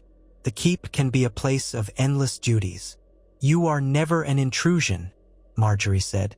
She glanced toward the servants, who hovered uncertainly by the door, and gave a small nod, dismissing them to a polite distance. "What brings you here this day, Holiness?" He studied her for a moment, as though weighing his words. "I come with news as well as a request. First, the news. The Faith has received word that Queen Mother Cersei Lannister may be hiding somewhere north of the Blackwater. A traveling septon claims to have seen a highborn lady on the roads, dressed in a hooded cloak, accompanied by a single companion. They changed horses at a wayside inn but left no name." Marjorie held herself still, ensuring no flicker of alarm betrayed her. "That is more than we have gleaned so far." He nodded gravely. "We are dispatching additional faithful to investigate. If it is truly her, we must see that she does not rally other sinners to her cause. And now for the request. I would have you appear publicly at the Great September this next 7-day, during a special sermon on the virtues of humility. You would stand at my side, as a symbol of the crown's devotion. The city looks to you for guidance, now more than ever." Marjorie inclined her head in acquiescence. "Of course, I would be honored to stand with you and reaffirm the crown's commitment to the Seven." He bowed his head, though his eyes glimmered with quiet intensity. "This city thrives when its rulers reflect the virtues we hold dear. The new laws we have introduced, penalties for prostitution, for lechery, for blasphemy, are meant to cleanse King's Landing of corruption. Yet some among the nobility grow restless. They whisper that the faith has grown too harsh." She folded her hands. "I have heard such whispers as well. But I assure you, I remain steadfast in support of any measures that safeguard the people from exploitation and vice."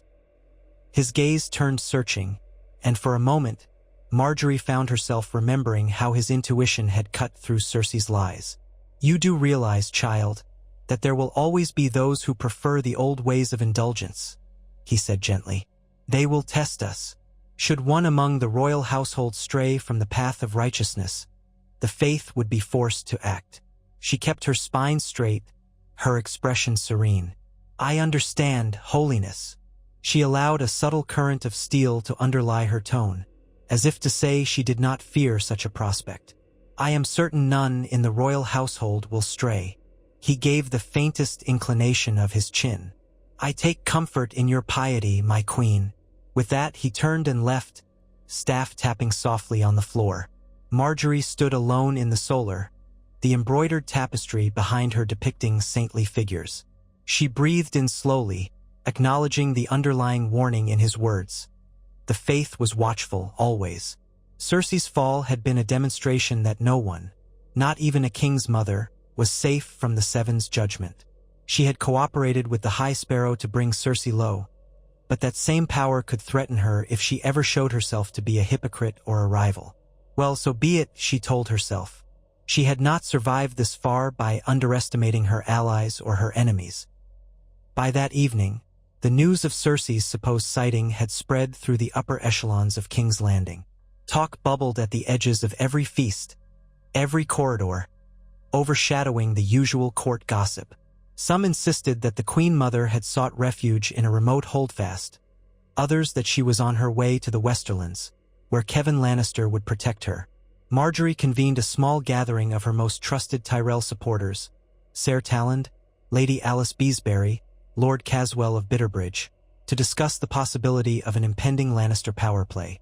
They sat around a table in a private salon, the door heavily guarded. Lady Alice twisted the ring on her finger nervously. If Cersei raises any kind of force, it would take at least a moon's turn to march upon King's Landing. The roads are muddy, and the local lords might not be eager to feed an army of exiles. Ser Talland, his square jaw tight, grunted. The worry is less about an army in the open, more about sabotage. A cunning hand could spark riots in the city, bribe the gold cloaks, or set the faith militant at odds with the crown. All it takes is the right rumor, the right moment. Marjorie nodded, resting her gaze on each in turn. We will counter any rumor with swift, public gestures of unity between the crown and the faith. Let them see Tommen at prayer, see me standing beside the High Sparrow. If Cersei tries to claim that the Tyrells and the faith are oppressing the realm, we must show the people that we act only out of love for the Seven and the realm's welfare. Lord Caswell fidgeted with the edge of his cloak. Yet there is no denying that the faith has been firm. The licensing fees for merchants in certain trades, the crackdown on certain entertainments. Some say it is too much. Marjorie allowed a thin smile. I will speak to the High Sparrow to see if we might ease some restrictions, at least to reduce the volume of complaints. A queen must be a voice of temperance, after all. The small folk should not come to resent the faith. And we do not want them blaming House Tyrell either, should coin grow scarce. The plan was set in motion. Marjorie indeed visited the High Sparrow the following morning, raising the concern that some of the new regulations might be driving honest merchants out of business. She couched it in terms of compassion, suggesting that the Seven would not want families starving because of overly harsh rules. The High Sparrow listened gravely and agreed to convene a council of the devout to consider moderation in certain lesser edicts, like small entertainment permits and merchant fees, while retaining the harsher penalties for overt sins.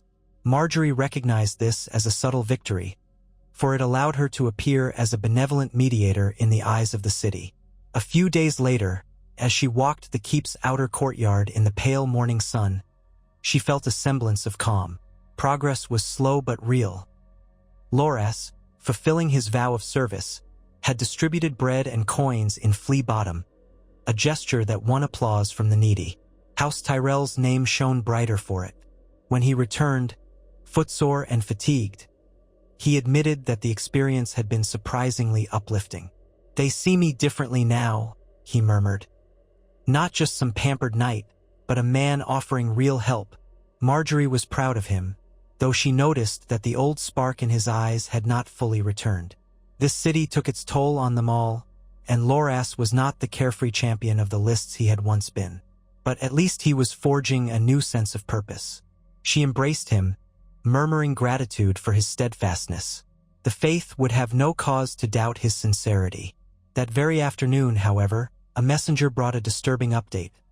Lady Tanda Stokeworth, a lady known to have once been close to the Lannisters, had abruptly left the city under the excuse of visiting a sick cousin. Witnesses reported seeing her gather carts of provisions and gold, departing through the mud gate with an unusual number of guards. Marjorie felt a coil of worry unravel in her stomach. Tanda Stokeworth had never been a particularly formidable figure, but she was known for her endless loyalty to any Lannister in power. If she had decided to ride out, perhaps she intended to bring support to Cersei. Marjorie conferred with Loras and Ser Talland.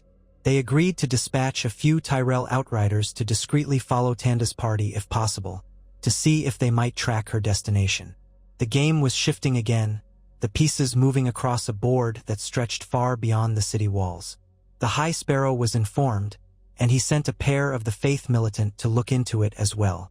Marjorie did not want them interfering too directly. Too much meddling by the Faith outside the city might only inflame lords who already resented that order's reach, but she recognized the necessity. Cersei's flight was a wound to the Faith's sense of infallibility. They would act swiftly to recapture or contain her. Late that evening, as the castle sank into the quiet of torchlit corridors, Marjorie sat in her favorite chair by the window of her private chamber, sipping a cup of mulled wine. She turned the events over in her mind, trying to see them through. Cersei's eyes. Could Tanda Stokeworth's flight truly be at Cersei's urging? It would make sense for Cersei to gather allies among the lesser lords who still feared the High Sparrow's fervor. She could promise them a return to the old order, fewer religious strictures, and the restoration of Lannister gold for their loyalty. The question was, how many would heed that call? She set her wine aside and rose to slip out onto the small balcony. The night air was cool. From this vantage, she could see the faint glimmer of lanterns along the city walls and the calmer darkness of Blackwater Bay beyond. The surge of the tide was just audible, a rhythmic hush. Closing her eyes, she allowed a moment of reflection, thinking of what it had cost to get here. She had sacrificed her ease, her illusions of safety. She had bartered away secrets to the High Sparrow, orchestrating Cersei's downfall. She had risked everything for House Tyrell's position, and so far it had worked. The crown was hers in all but name, shared with a gentle boy king who looked to her for guidance. She found her thoughts drifting to Tommen. The child had been so distraught over his mother's humiliation, and now her disappearance left him clinging to Marjorie more than ever. She knew he worried, in his boyish way, that Cersei might be suffering or in danger. Marjorie walked a fine line, comforting him while not encouraging any illusions that might lead him to defy the Faith. She recognized she held a crucial piece of his heart now, and she had to guard it, for his sake and for the realm's. She prayed silently that she was strong enough to be both caretaker and queen. In the days that followed, Tanda Stokeworth's trail went cold. The Tyrell outriders reported losing her near a fork in the road that could lead northeast toward Harrenhal or southwest toward Casterly Rock. Tracks had been obscured, suggesting she might have planned her route carefully. Meanwhile, the city was abuzz with speculation. Marjorie, maintaining composure, redoubled her public appearances. She visited the orphanages the Faith had established, blessing the children and distributing small trinkets. She attended the High Sparrow's sermon at the Great September, standing beside him while he preached on the virtues of unity and the perils of discord. Dressed in a simple gown of ivory with silver trim, her hair half covered by a sheer veil, she listened intently as he spoke, letting the crowd see her as the model of devout queenship. Tommen, perched near her, fidgeted but followed her lead. She gave his hand a reassuring squeeze whenever he looked fearful or bored. That evening, a hush fell over the court when word arrived that the High Sparrow had arrested 2 minor Lannister cousins, reported to have attempted flight in the night. They were discovered carrying sealed letters apparently addressed to Casterly Rock, though no one yet knew the contents. Marjorie suppressed a twinge of concern. The Faith was tightening its grip again, determined to root out any Lannister sympathizers. She could not object too strongly, lest she appear to defend them, but she could not wholly approve such measures either, for fear that the Faith's crackdown might drive more lords into Cersei's arms. She met privately with the High Sparrow in the same small chamber where they had once brokered their alliance. A single candle burned on a narrow table, throwing dancing shadows against the walls. He read her expression as she entered, and for the first time, she sensed a hint of tension on his usually calm features. "Your Grace," he said, "the Faith's hand is forced. These Lannister cousins sought to conspire with the Queen Mother. If we do not deter such behavior, we risk allowing sin and treachery to fester." Marjorie clasped her hands before her, adopting the gentle air that so often served her. "I understand your position, Holiness, yet I worry that arresting anyone who might hold Lannister loyalty could spread fear and resentment among those who remain neutral. We must guide them toward the Seven, not drive them away." He inclined his head. "Wise words, child, but we must not let them imagine we are weak, or that the faith can be flouted with impunity. My hope is that through a firm stance, we will deter others from following Cersei. Let them see that the path of rebellion leads only to a cell." Marjorie nodded slowly, letting silence lengthen. Finally, she spoke. "I only ask that you show mercy where you can. If these cousins are young and frightened, perhaps they can be allowed to atone through a penance rather than severe punishment. If they have done no real harm yet, we might show clemency." His lips curved into a faint smile. "Your compassion is a gift. I will consider it. In return, I ask that you remain steadfast in your public support for the faith's mission. Show the people that the crown stands with us. We must speak with one voice." She dipped her head. "We do, Holiness."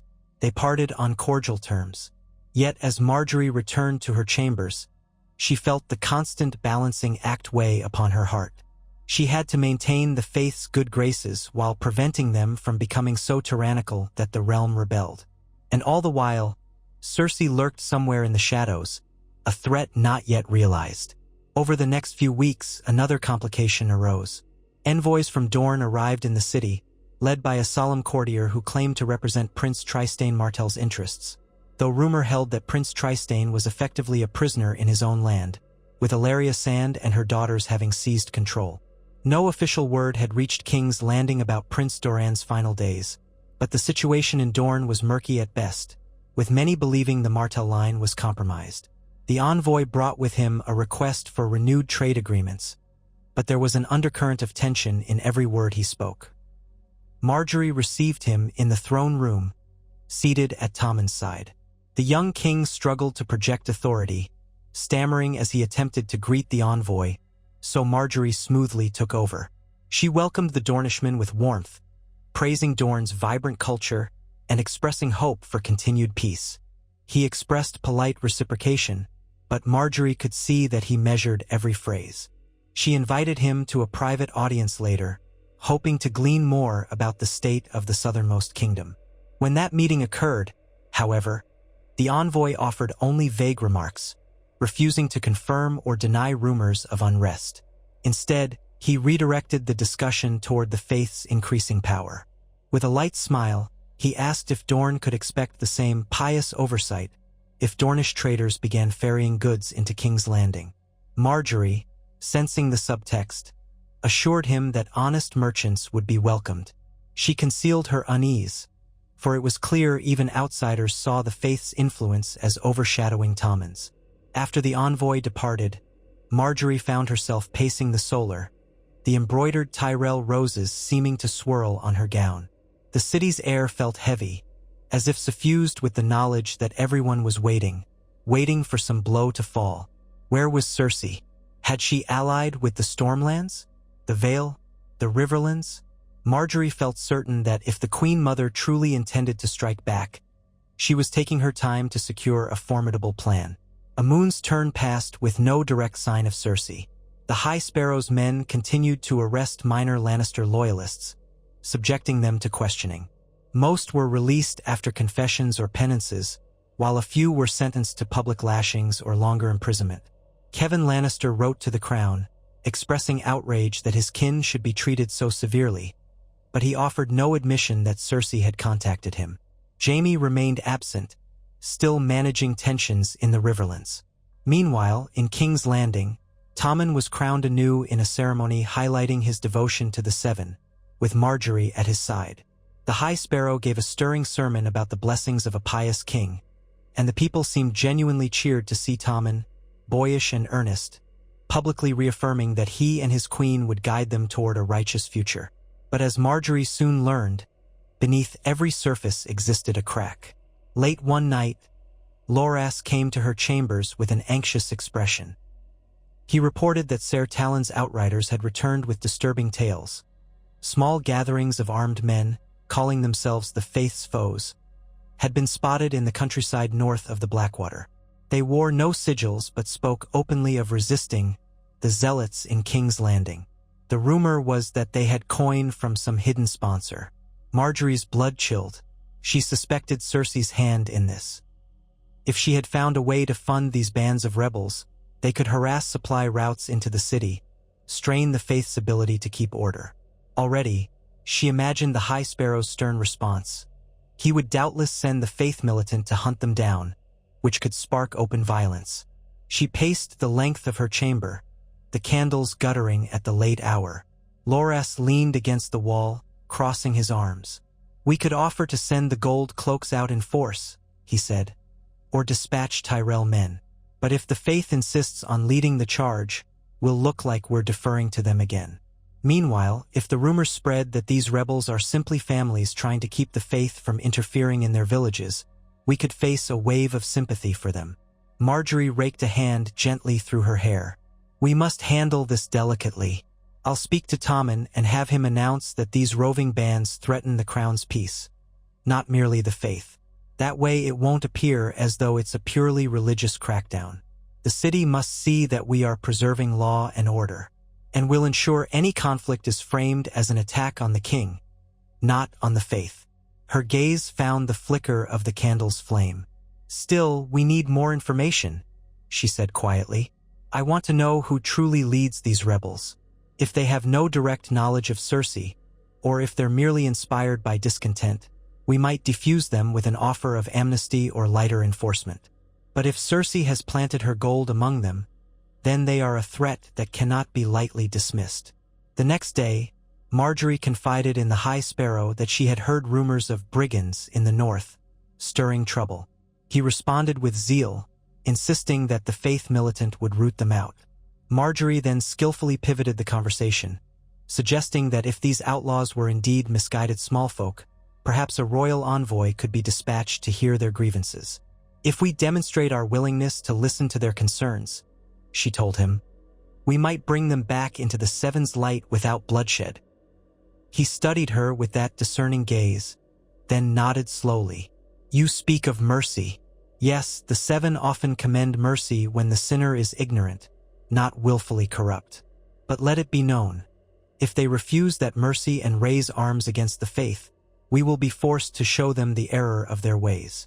She inclined her head. "Of course, Holiness." For the next week, the city held its breath, waiting to see what would happen. Marjorie oversaw the dispatch of a small group of gold cloaks and Tyrell men, ostensibly led by a low-level royal official, to the villages where the rebels had been sighted. They carried instructions to offer leniency if these so-called faith's foes would swear loyalty to King Tommen. Meanwhile, the faith militant readied themselves for a harsher campaign if diplomacy failed. Marjorie tried to calm Tommen's fears, telling him that everything was well in hand. The boy looked up at her with trusting eyes, clinging to her every word. Then came the day the envoys returned. They brought unsettling news. In 2 villages, the so-called rebels had melted away rather than face confrontation. But in a third, a group of armed men confronted the envoys openly. They wore no sigil, though one man openly boasted that they had the blessing of powerful friends. The envoys claimed the men refused to bend the knee unless the false clergy in King's Landing stepped down. When pressed on who their benefactors were, they only smiled bitterly and said, "We fight for the real queen." The real queen. Marjorie needed no further hint. Cersei's hand was evident in their defiance. And though these men were small in number now, they represented a spark of something larger. If left unchecked, that spark could ignite rebellion across the Crownlands. She spent the evening in council with the High Sparrow, Loras, and several advisors. Tempers flared among some of the faith militant, who wanted immediate, forceful action. Others urged caution, warning that if the faith marched into the countryside, it could unify the rebels behind a single banner of resistance. At last, it was agreed that a larger group of gold cloaks, bolstered by a small retinue of Tyrell knights, would be dispatched to protect vital roads and farmland. If confronted by rebels, they would attempt negotiation, but were authorized to defend themselves. Loras volunteered to help lead this group, perhaps eager to prove his mettle and repay the faith for his freedom. Marjorie hesitated. She did not wish to risk her brother's life, yet she recognized that Loras might impress the people if he rode out as a champion of peace. She ultimately agreed, on the condition that he proceed with caution and remain in close communication with the city. She saw him off one crisp morning, where he sat astride a fine courser, wearing a light breastplate etched with the Tyrell rose and the seven-pointed star. The gold cloaks lined up behind him, along with a handful of knights. Marjorie stood in the courtyard, ensuring the departure was a public affair. The faith's novices looked on approvingly as she blessed the small force in the name of the Seven. She was sure word would spread throughout King's Landing. Ser Loras Tyrell, devout and penitent, leading a band to restore the king's peace. It was precisely the narrative she hoped to project. But she could not ignore the knot of anxiety in her chest as Loras rode out of sight. This was a dangerous step. If the rebels proved well organized, or if Cersei herself lurked out there somewhere, Loras could be ambushed. Yet she had no choice. If she kept her brother locked away in safety forever, neither the faith nor the realm would respect him. He had to face real challenges if he was to reclaim a measure of his old confidence. As the days slipped by, Marjorie continued her duties at court. She met with merchants petitioning for relaxed trade rules, while the High Sparrow oversaw a public forum on moral conduct in the streets. Tommen dutifully held audiences, though it was clear to all who truly governed. The Tyrell Guard discreetly controlled access to the king, ensuring no Lannister plot could reach him unexpectedly. Marjorie found a steady routine, speaking softly to Tommen each morning, guiding him through each decision, then performing her public appearances and behind-the-scenes negotiations to keep the city stable. An uneventful fortnight passed, leaving Marjorie anxious for word from Loras. Then, at last, a courier arrived one damp evening, clothing spattered in mud, bearing a letter sealed with the Tyrell rose. Marjorie read it in private. Loras's missive described traveling through the Crownlands, meeting frightened peasants who claimed that men in black hoods sometimes raided their barns at night, stealing grain. A few local knights had turned up dead under mysterious circumstances. In one hamlet, Loras's men found scrawled messages on a wall, proclaiming, "The lion will roar again." But despite these threats, the rebels had not yet confronted him directly. Loras wrote that he planned to push deeper into a forested region rumored to shelter outlaws. Marjorie's heart pounded at the risk, but she understood he had to do it if they were to quell the unrest. She penned a swift reply, urging him to proceed with all caution, reminding him to rely on negotiation wherever possible, but granting him leeway to act in the king's name if negotiations failed. With the city growing increasingly uneasy, Marjorie endeavored to maintain a calm front. She organized a small feast in honor of the harvest, inviting loyal lords and a smattering of merchants. The High Sparrow declined to attend the feast portion, though he agreed to bless the harvest in the Great September earlier that day. Marjorie took that opportunity to make a show of devotion, kneeling before the altar, asking for the Seven's guidance to protect the people from outlaws. The assembled nobility watched, murmuring approval, and the small folk who managed to slip in gazed at her with admiration. She could hear them whisper that their queen was pious and kind, that she truly cared for their plight. She kept the subsequent feast modest, a reflection of the city's new sensibilities, but still elegant enough to impress her guests. She spoke graciously of unity under King Tommen and repeated her faith in the High Sparrow's moral leadership. A few lords eyed her with skepticism or fear, but none dared speak openly against the faith in that setting. It was an evening of masks, everyone smiling and bowing, though hidden tensions pulsed like an undertow. Late that night, after the guests had departed and torches were burning low in the hall, Marjorie retreated to her bedchamber, exhaustion tugging at her limbs. She dismissed her remaining ladies, slipping out of her gown with an almost weary sigh, then donned a simpler robe. She was about to sink onto a cushioned chair when a quiet knock startled her. Ser Talon stepped in, features set in a grim line. "Your Grace, I apologize for disturbing you at this hour," he said in a hushed tone. "But we have urgent tidings from the West Gate. A group of riders returned Loras's men, and they bear wounded. They say there's been bloodshed." Fear slammed into her chest. She pulled a cloak over her robe and followed Ser Talon into the corridors, moving quickly. Servants scurried aside, wide-eyed. They made their way to the courtyard near the stables, where flickering torches revealed a grim tableau. A handful of dusty, battered riders dismounting, several assisting a comrade slumped with blood staining his armor. The acrid scent of sweat, steel, and copper lingered in the air. Marjorie hurried forward, heart pounding. "Where is Loras?" she demanded, trying to keep her voice steady. A knight with a battered helm bowed his head. "We became separated, Your Grace. We were ambushed in the woods near a place called Drillog Hill. At first, we thought them only a few brigands, but more came out of hiding. They had crossbows and wore black cloaks. Ser Loras ordered us to break through and rally, but in the chaos, some of us got separated. We fought our way free, but Ser Loras was still engaged with the main force. We lost sight of him." A chill scoured Marjorie's veins. "You abandoned him?" she asked sharply, though she tried to keep her tone even. The knight shook his head, shame in his eyes. "We had wounded, and the crossbow bolts were raining upon us. We tried to circle back, but we were cut off. Ser Loras shouted for us to save the injured, said he'd hold them off. He had maybe a dozen men with him. We don't know if he escaped." Marjorie's stomach turned. She looked to Ser Talland, who wore a grim expression. "We must send out more men at once," she said, her voice tight with urgency. "We'll form a rescue party with fresh horses and bring them to that forest. If he's captor, and we must secure his release. If he's still fighting, we must save him." Ser Talland bowed, already summoning the guards around him. "I'll lead them myself, Your Grace." Within the hour, a rescue party of 36 mounted fighters, half gold cloaks and half Tyrell knights, was ready to ride. Talland led them out of the castle gates, lanterns bobbing in the darkness. Marjorie stood on the ramparts, biting her lip, praying to the Seven that they would find Loras alive. Tension coiled so fiercely in her that her fingers trembled against the cold stone.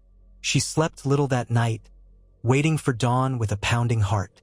When the first glimmers of morning light crept into the sky, she remained in her chambers, having told her ladies to let her be. Her mind spun scenarios, Loras dead or gravely wounded or worse, taken prisoner by men who might deliver him to Cersei. Every time her imagination conjured such images, she forced herself to think of him alive, battered but breathing, defiantly holding his sword. Dawn turned to midday, and no word arrived. By afternoon, she paced in a near frenzy. A single day was not long for a rescue party traveling some distance, but every moment of waiting was agony. That evening, a sentry hurried to inform her that riders approached. Marjorie rushed to the courtyard again, heart hammering. She arrived as Ser Talland and his men dismounted under the wavering glow of torches. She scanned their numbers anxiously. First, she could not see Loras.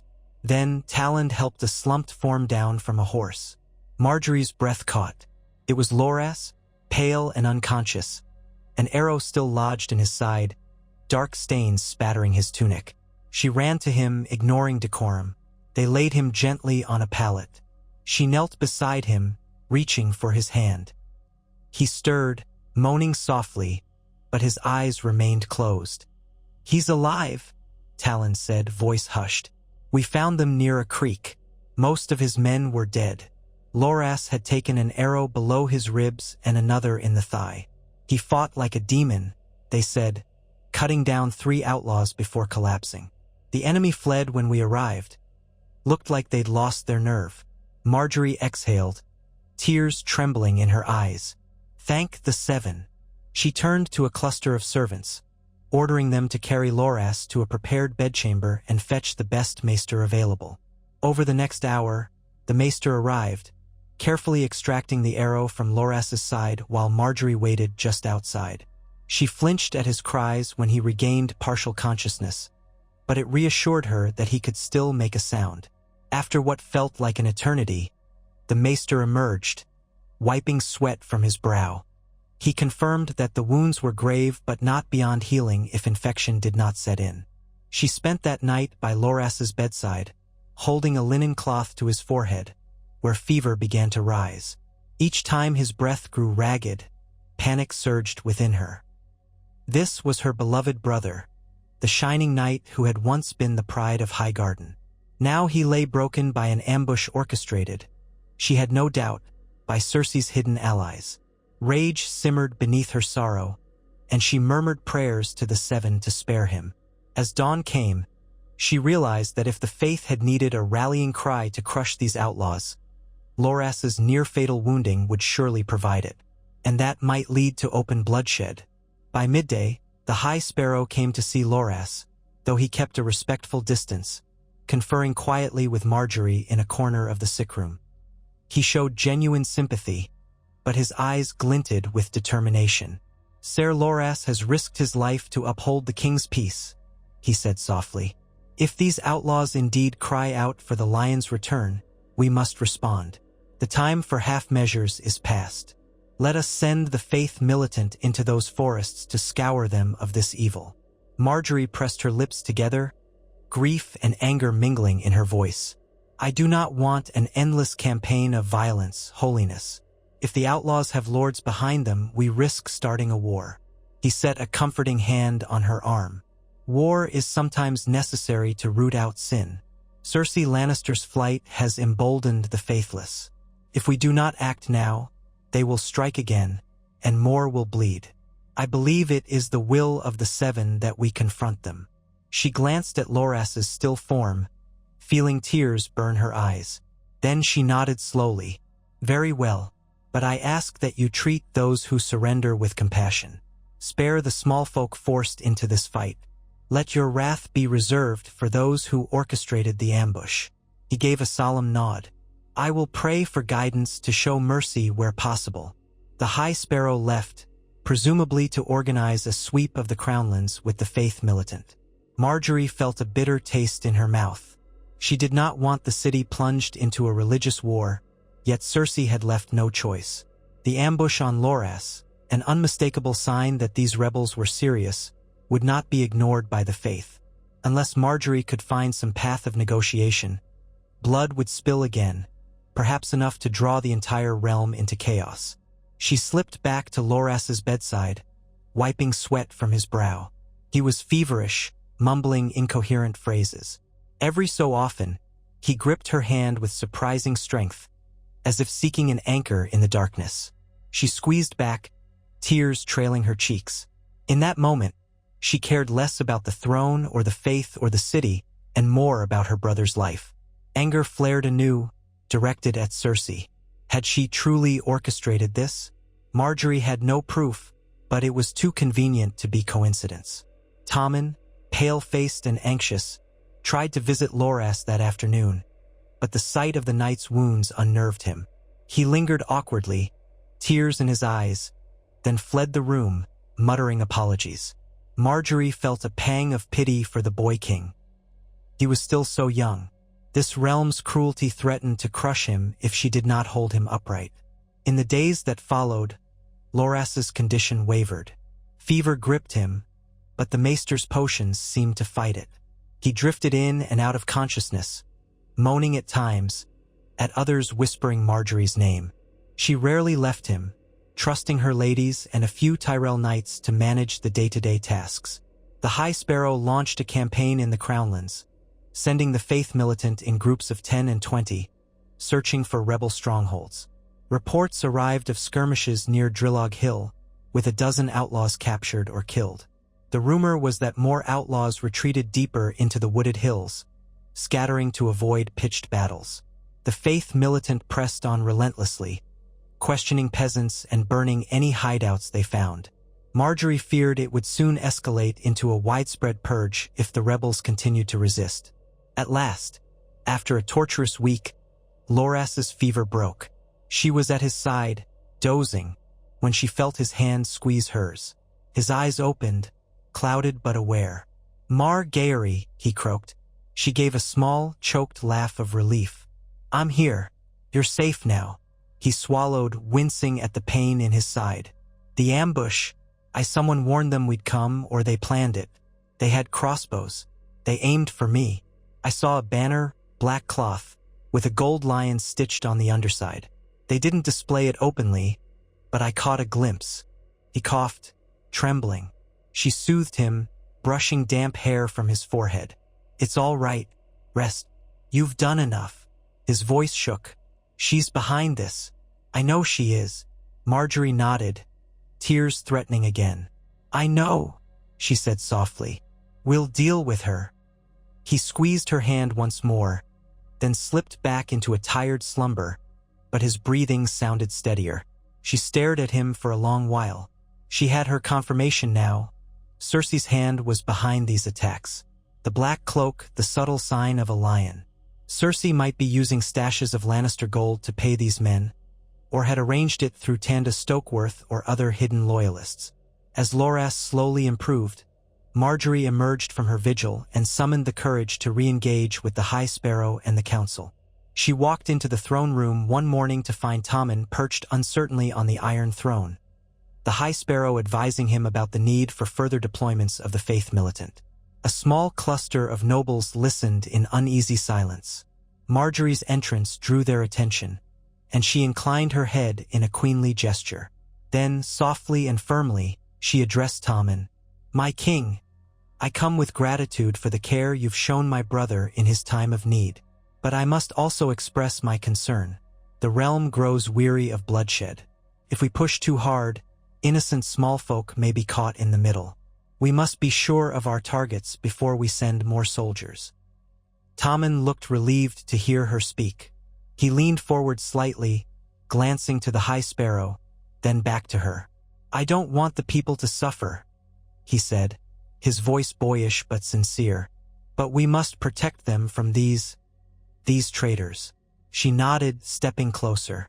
"True, my king. Let us send the Faith Militant with new orders to treat peasants gently and only punish those who bear arms against the crown. Let them gather intelligence rather than burn entire villages. We do not win hearts by fear alone. Show them that you are a merciful king." Tommen brightened, clinging to this idea. "Yes, exactly. A merciful king. The High Sparrow will surely agree that mercy is a virtue." The High Sparrow, standing at Tommen's side, inclined his head, though Marjorie saw a flicker of reserve in his eyes. "Mercy is indeed a virtue," he said, "but justice is also required to prevent further harm. Still, if the king wishes for a more measured approach, we shall abide by it." Marjorie smiled serenely. "Thank you, Holiness." She recognized that he might chafe under these constraints, but so long as Tommen voiced the order in public, the High Sparrow would have to comply or risk being seen as defying the king's expressed will. It was a small victory, one that might prevent the entire countryside from erupting into open revolt. The Faith would still hunt outlaws, but at least they would not slash and burn blindly.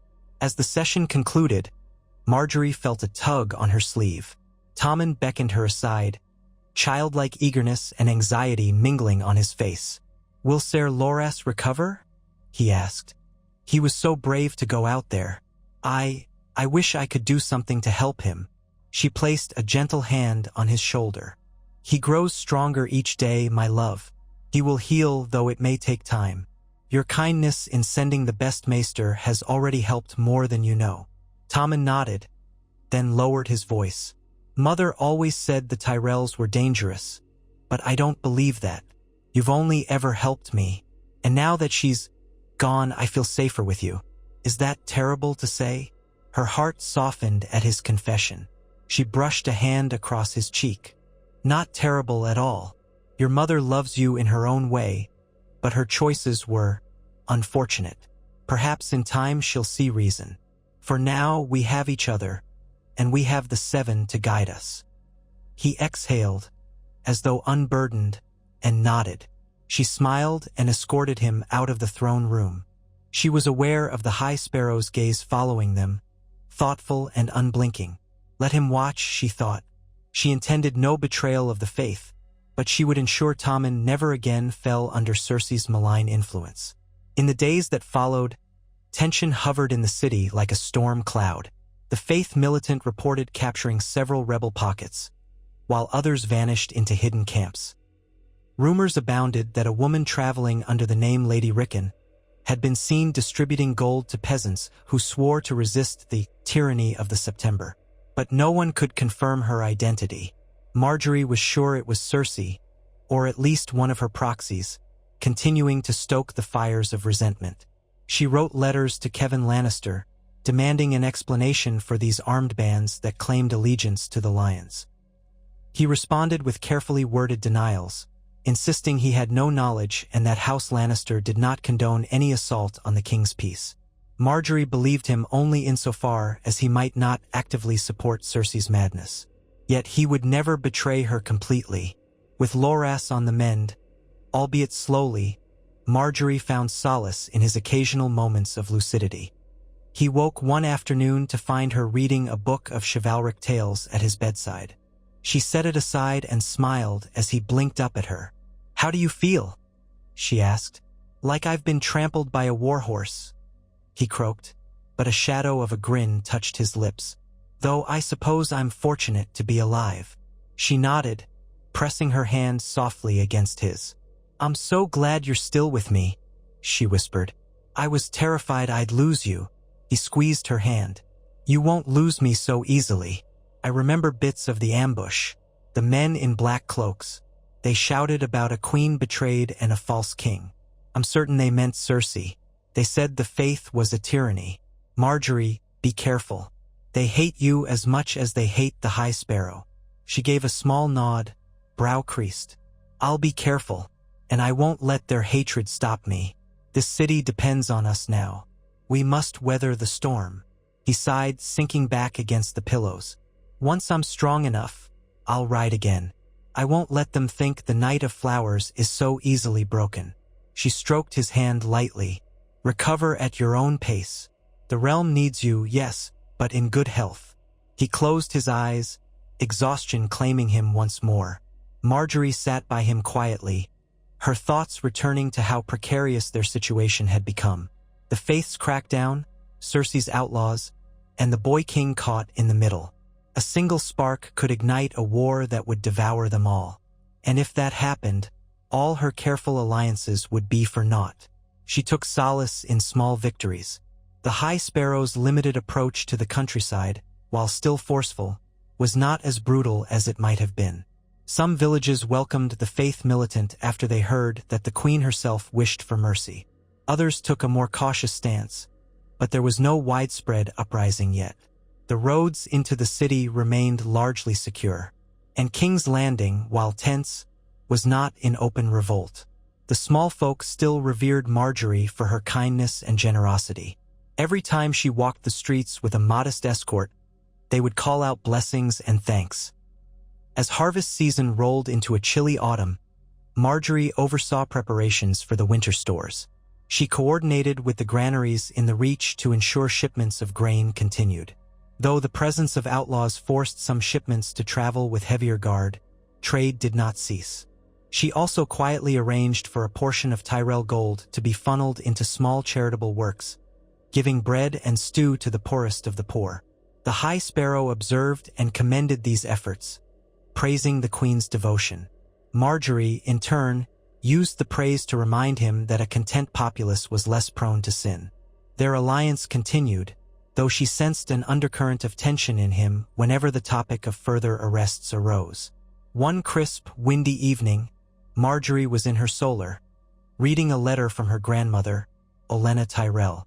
The letter was peppered with the Queen of Thorns' usual barbs and dry humor, chastising Mace Tyrell for his lack of political cunning, but reaffirming Olenna's support for Margaery's stewardship in King's Landing.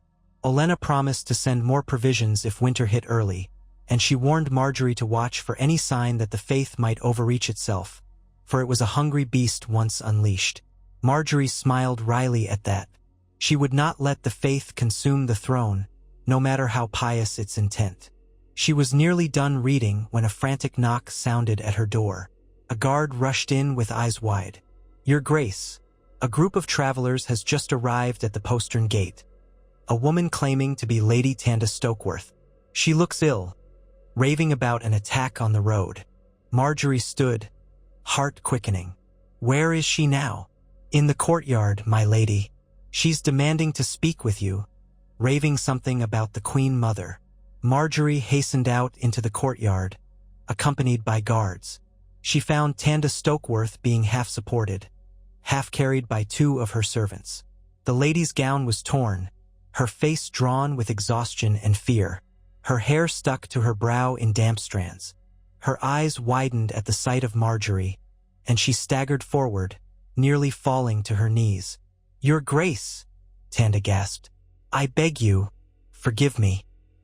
I was a fool." Marjorie reached out, steadying her. "My lady, you're safe now. What happened?" She gestured for servants to bring water or wine. Tanda swallowed painfully. I rode out to find Queen Mother Cersei, as she commanded me, to offer her my support. She had some of my kinsmen in her power. She threatened me if I refused. I was to deliver gold and provisions to a camp in the Crownlands. But once I arrived, her men, those outlaws, took the gold and laughed at me. Then they threatened to kill me if I did not swear to raise an army of my own. I fled in the night. They pursued. I escaped only by fortune. They shot arrows at my carriage. My poor driver is dead." She dissolved into sobs, trembling violently. Marjorie exchanged a glance with her guards, who wore grim expressions. She knelt beside Tanda, touching her shoulder gently. "You've done right to come back. You will be safe here. We will see that you receive healing and rest." Tanda choked on another sob. "Cersei is mad. She's given herself over to vengeance. She told me the realm would burn before she let a Tyrell queen rule her son. She hates you, your Grace.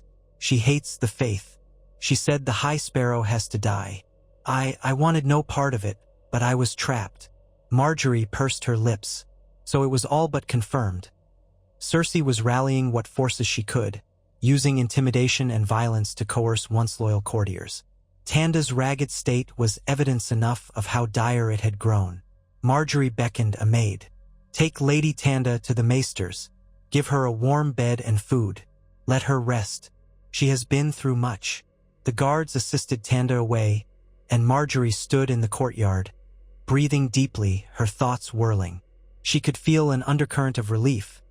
Tanda might provide valuable testimony to the High Sparrow about Cersei's direct involvement in stirring rebellion.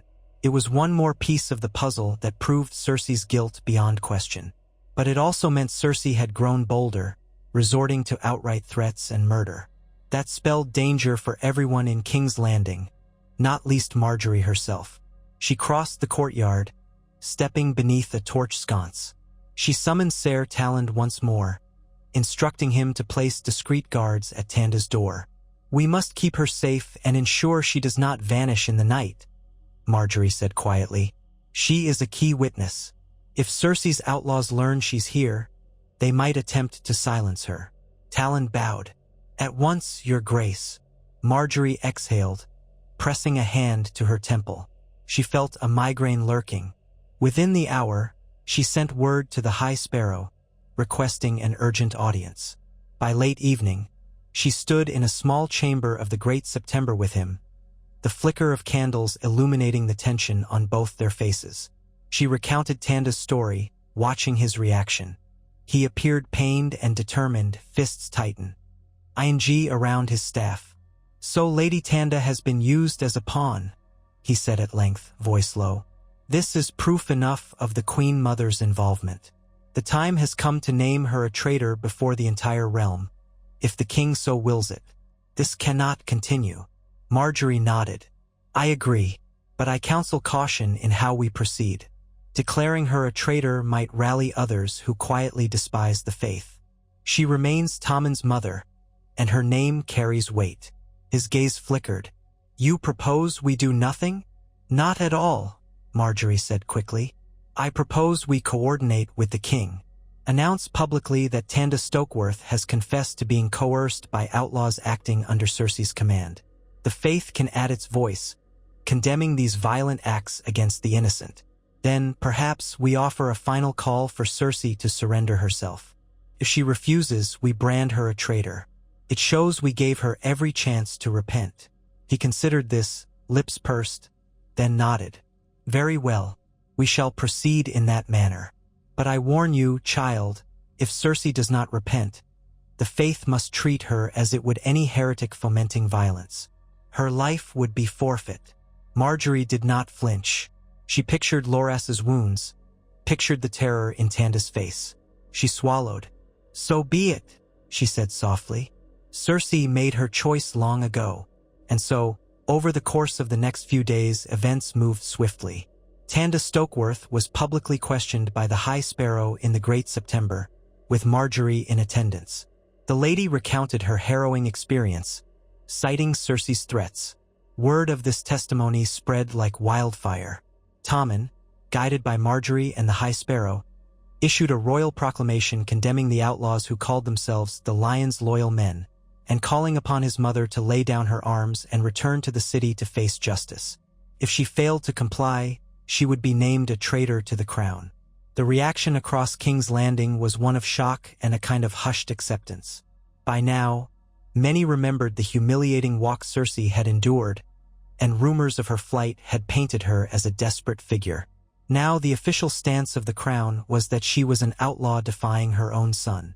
It was a masterstroke of narrative. Margaery watched from a balcony as the heralds read the proclamation in the streets, and she noted that the crowd's faces reflected pity for Tommen, scorn for Cersei, and renewed loyalty to the queen by his side. The High Sparrow had arranged for the faith militant to guard the heralds, a show of unity with the crown. No one dared protest openly. Yet as time crept forward, there was no sign of Cersei's surrender, nor did any word arrive from the rebel outlaws that they would lay down arms. Skirmishes continued in the hinterlands. Mercifully, the faith militants' approach to the villages remained measured, yet tensions simmered. Then, one gray afternoon, a battered rider stormed through the city gates, half dead from exhaustion, bearing a message from a small castle near a minor river crossing. The local lord claimed that a band of men in black cloaks had attacked, setting the granary aflame, and left behind the severed head of a faith militant officer as a warning. The High Sparrow's fury was immediate, and Margaery saw that any restraint he had embraced so far was at a breaking point. He convened a meeting with the Queen and a handful of top advisors in the Red Keep's main council chamber, the thick wooden door barred from interruption. Tommen, pale and trembling, sat at the head of the table, while Margaery sat at his right hand and the High Sparrow at his left. Lords who were friendly to the Tyrells occupied seats around, along with a few gold-cloak officers. The High Sparrow outlined the atrocity in stark detail, holding the severed officer's tabard as proof. Tommen looked faint, as though he might be sick. "We can abide this no more," declared the High Sparrow, voice ringing in the chamber's hush. "These men have committed sacrilege upon a sworn servant of the faith. By all the seven, they must be brought to justice. And if Cersei Lannister is behind them, then she must be crushed, for she leads them to sin." Tommen's lip quivered, his knuckles white on the table. He turned helplessly to Margaery. She reached out to lay her hand atop his, giving him a reassuring squeeze. Then she spoke, her tone steady. "My king, I share the High Sparrow's outrage. Innocent lives and property have been destroyed. We must act. Yet we must do so in a way that secures peace, not endless war. I suggest we send a royal host, one that includes both the faith militant and the crown's knights, into the region. A show of overwhelming force might compel these rebels to surrender without a prolonged campaign. We can post garrisons to protect key roads and holdfasts." Tommen swallowed.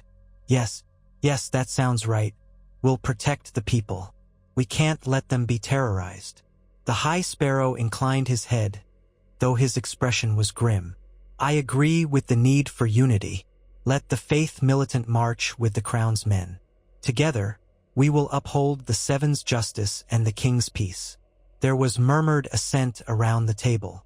Margaery saw in the eyes of some of the lords a hint of relief. Others looked uneasy, perhaps aware that forging a joint host of religious zealots and gold cloaks could create friction. But no one dared oppose the plan. Tommen, assured he was making a wise decision, nodded and signaled the meeting's end. Preparations began immediately. The Red Keep's armory bustled with activity as men-at-arms were called up, swords sharpened, mail polished. The faith militant readied their own ranks, shining the seven-pointed stars on their breastplates. Margaery stood at a vantage point overlooking the courtyard, watching the formation of this joint force with mingled worry and resolve. She recognized how dangerous it was for the Faith and the Crown's men to ride side by side in large numbers. But it might be the only way to stamp out the rebellious pockets swiftly. If Cersei's outlaws saw an army approaching, they might scatter. And if Cersei herself was there, perhaps she would finally be cornered. Loras, still weak from his injuries but determined, insisted on joining the host in some capacity. Margaery objected initially.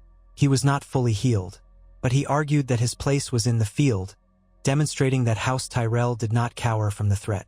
In the end, she relented, provided he traveled in a litter for much of the way and relied on others to do the bulk of fighting. He agreed reluctantly, wanting to at least be present to advise, if not to wield a sword with his old prowess. Within a fortnight, the host marched out from King's Landing under a gray sky. A portion of the gold cloaks remained behind to guard the city, but hundreds more went forth, joined by a formidable contingent of Tyrell knights, over 200 men on horseback, plus foot soldiers, and several hundred Faith militant. At their head rode the High Sparrow's chosen commander, a solemn knight once known as Ser Addison, who had renounced his family name upon joining the Faith. Loras traveled in a separate wagon, flanked by a cadre of Tyrell sworn swords. Margaery stood on the battlements as they departed, her heart torn between fear for her brother and hope that this show of force would finally end the rebellion. Tommen stood beside her, gripping the battlement so hard his knuckles showed white. When they vanished into the distance, Margaery turned to Tommen and forced a reassuring smile. "They will succeed," she said, pressing a gentle hand to his shoulder. "And soon, the outlaws will be a memory." Tommen nodded, though he looked more anxious than ever. "I miss Mother," he whispered suddenly, eyes filling with tears. "Why does she hate us so much? Why can't she just come back and be peaceful?" Margaery's heart ached for him. She drew him into a half-embrace, letting him hide his face against her shoulder. "Some hearts are consumed by pain and pride," she said softly. "I wish I could ease that for her, but only she can choose to seek redemption. We must hold fast to our duty in the meantime." He sniffed, nodding. "I'll try to be strong, like you." Margaery felt a surge of emotion at his words. Admiration, sadness, protectiveness. "You already are," she told him, though she wondered how deeply the trauma of losing his mother's love might haunt him in the years to come. In the days that followed, messages trickled back from the marching host. They established outposts along key roads, questioned local lords, and advanced toward the forested region near Drillog Hill where the worst ambushes had occurred. A few minor skirmishes took place, but no sign of a major rebel force materialized. Some outlaws were captured and claimed no knowledge of Cersei, only that they'd been paid in Lannister gold by masked riders. The High Sparrow's knight commander pressed forward, searching relentlessly. Finally, nearly 3 weeks after departure, a raven came bearing news. They had found a large outlaw camp nestled in a remote ravine, complete with stolen supplies, black cloaks, and a hidden banner depicting the Lannister lion in gold thread. The Faith militant and the Crown's men surrounded the camp, but it was empty. Whoever had been there had fled deeper into the wilderness or escaped under cover of darkness. They left behind evidence, however, letters, half-burned, referencing instructions from the rightful queen. The High Sparrow's men scoured the ravine for any sign of the fugitives, but only found a few stragglers who surrendered, claiming ignorance. Margaery cursed under her breath when she read the letter. Cersei remained elusive, but each new piece of evidence confirmed her involvement. With winter's chill in the air, the outlaws could not hide forever in the woods, unless they had caches of supplies. Margaery suspected Cersei had anticipated a large-scale response and chosen to slip away, perhaps heading toward the Westerlands or the Stormlands. As the army maintained its search, Margaery remained in King's Landing, carefully guiding Tommen and reassuring the people that victory was close. The High Sparrow returned for a brief visit to consult with her in person, bringing along Loras, who needed better healing for his wounds. Loras was pale but lucid, relieved to be within the city walls again. The High Sparrow admitted that no major confrontation had occurred, though small pockets of outlaws had been defeated. He spoke with frustration. It is like chasing shadows. Yet we have found enough proof to declare Cersei Lannister an enemy of both crown and faith. Marjorie nodded. We must ensure the realm knows it. Spread word to every corner. Cersei Lannister defies the king, commits violence in secret, and funds brigands. Let every lord be warned that aiding her is treason. Agreed, said the High Sparrow. She cannot hide forever. Our men will remain vigilant. If she emerges again, we will be ready. The next morning, Marjorie sat at Loras's bedside in the Maester's tower, where he rested after the journey back. She looked out the window, seeing the city's rooftops and the faint glimmer of sunlight over Blackwater Bay. She thought of how many storms had come and gone. She and the High Sparrow had struck first, imprisoning Cersei before she could act. They had forced her walk of atonement, a blow to her pride and power.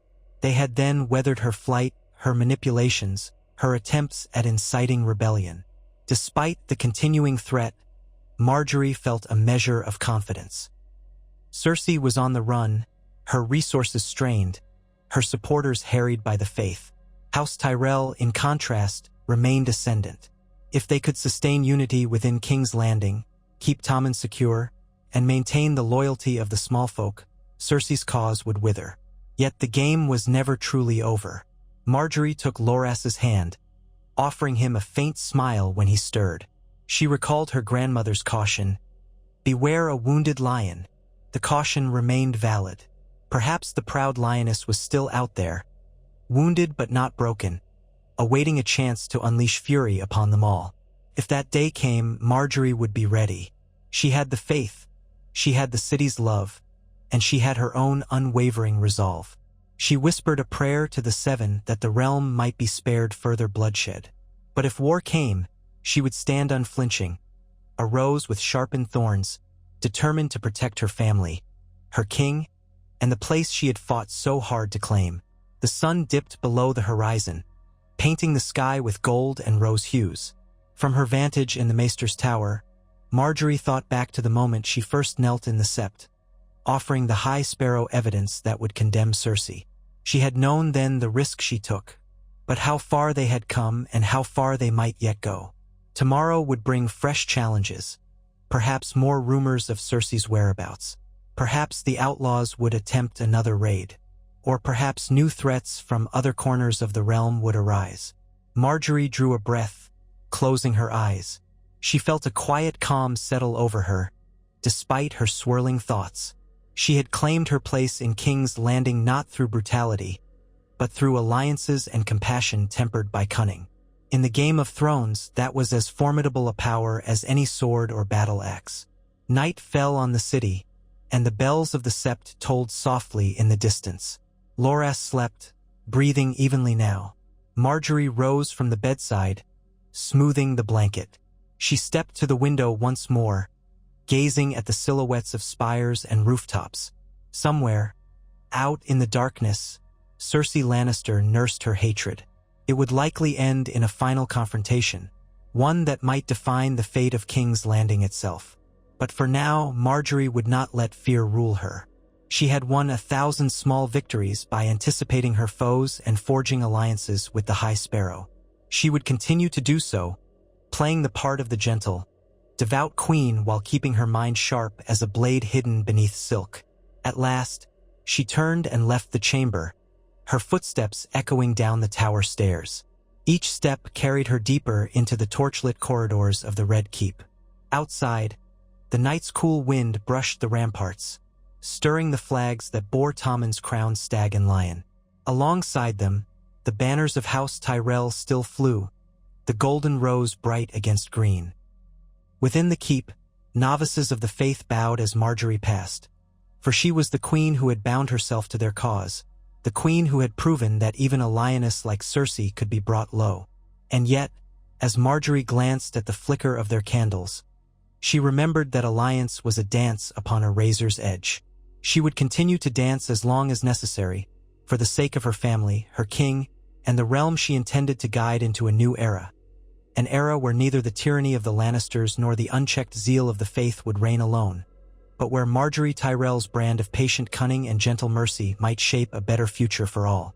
She made her way into her own bedchamber, dismissing the servants with a soft word.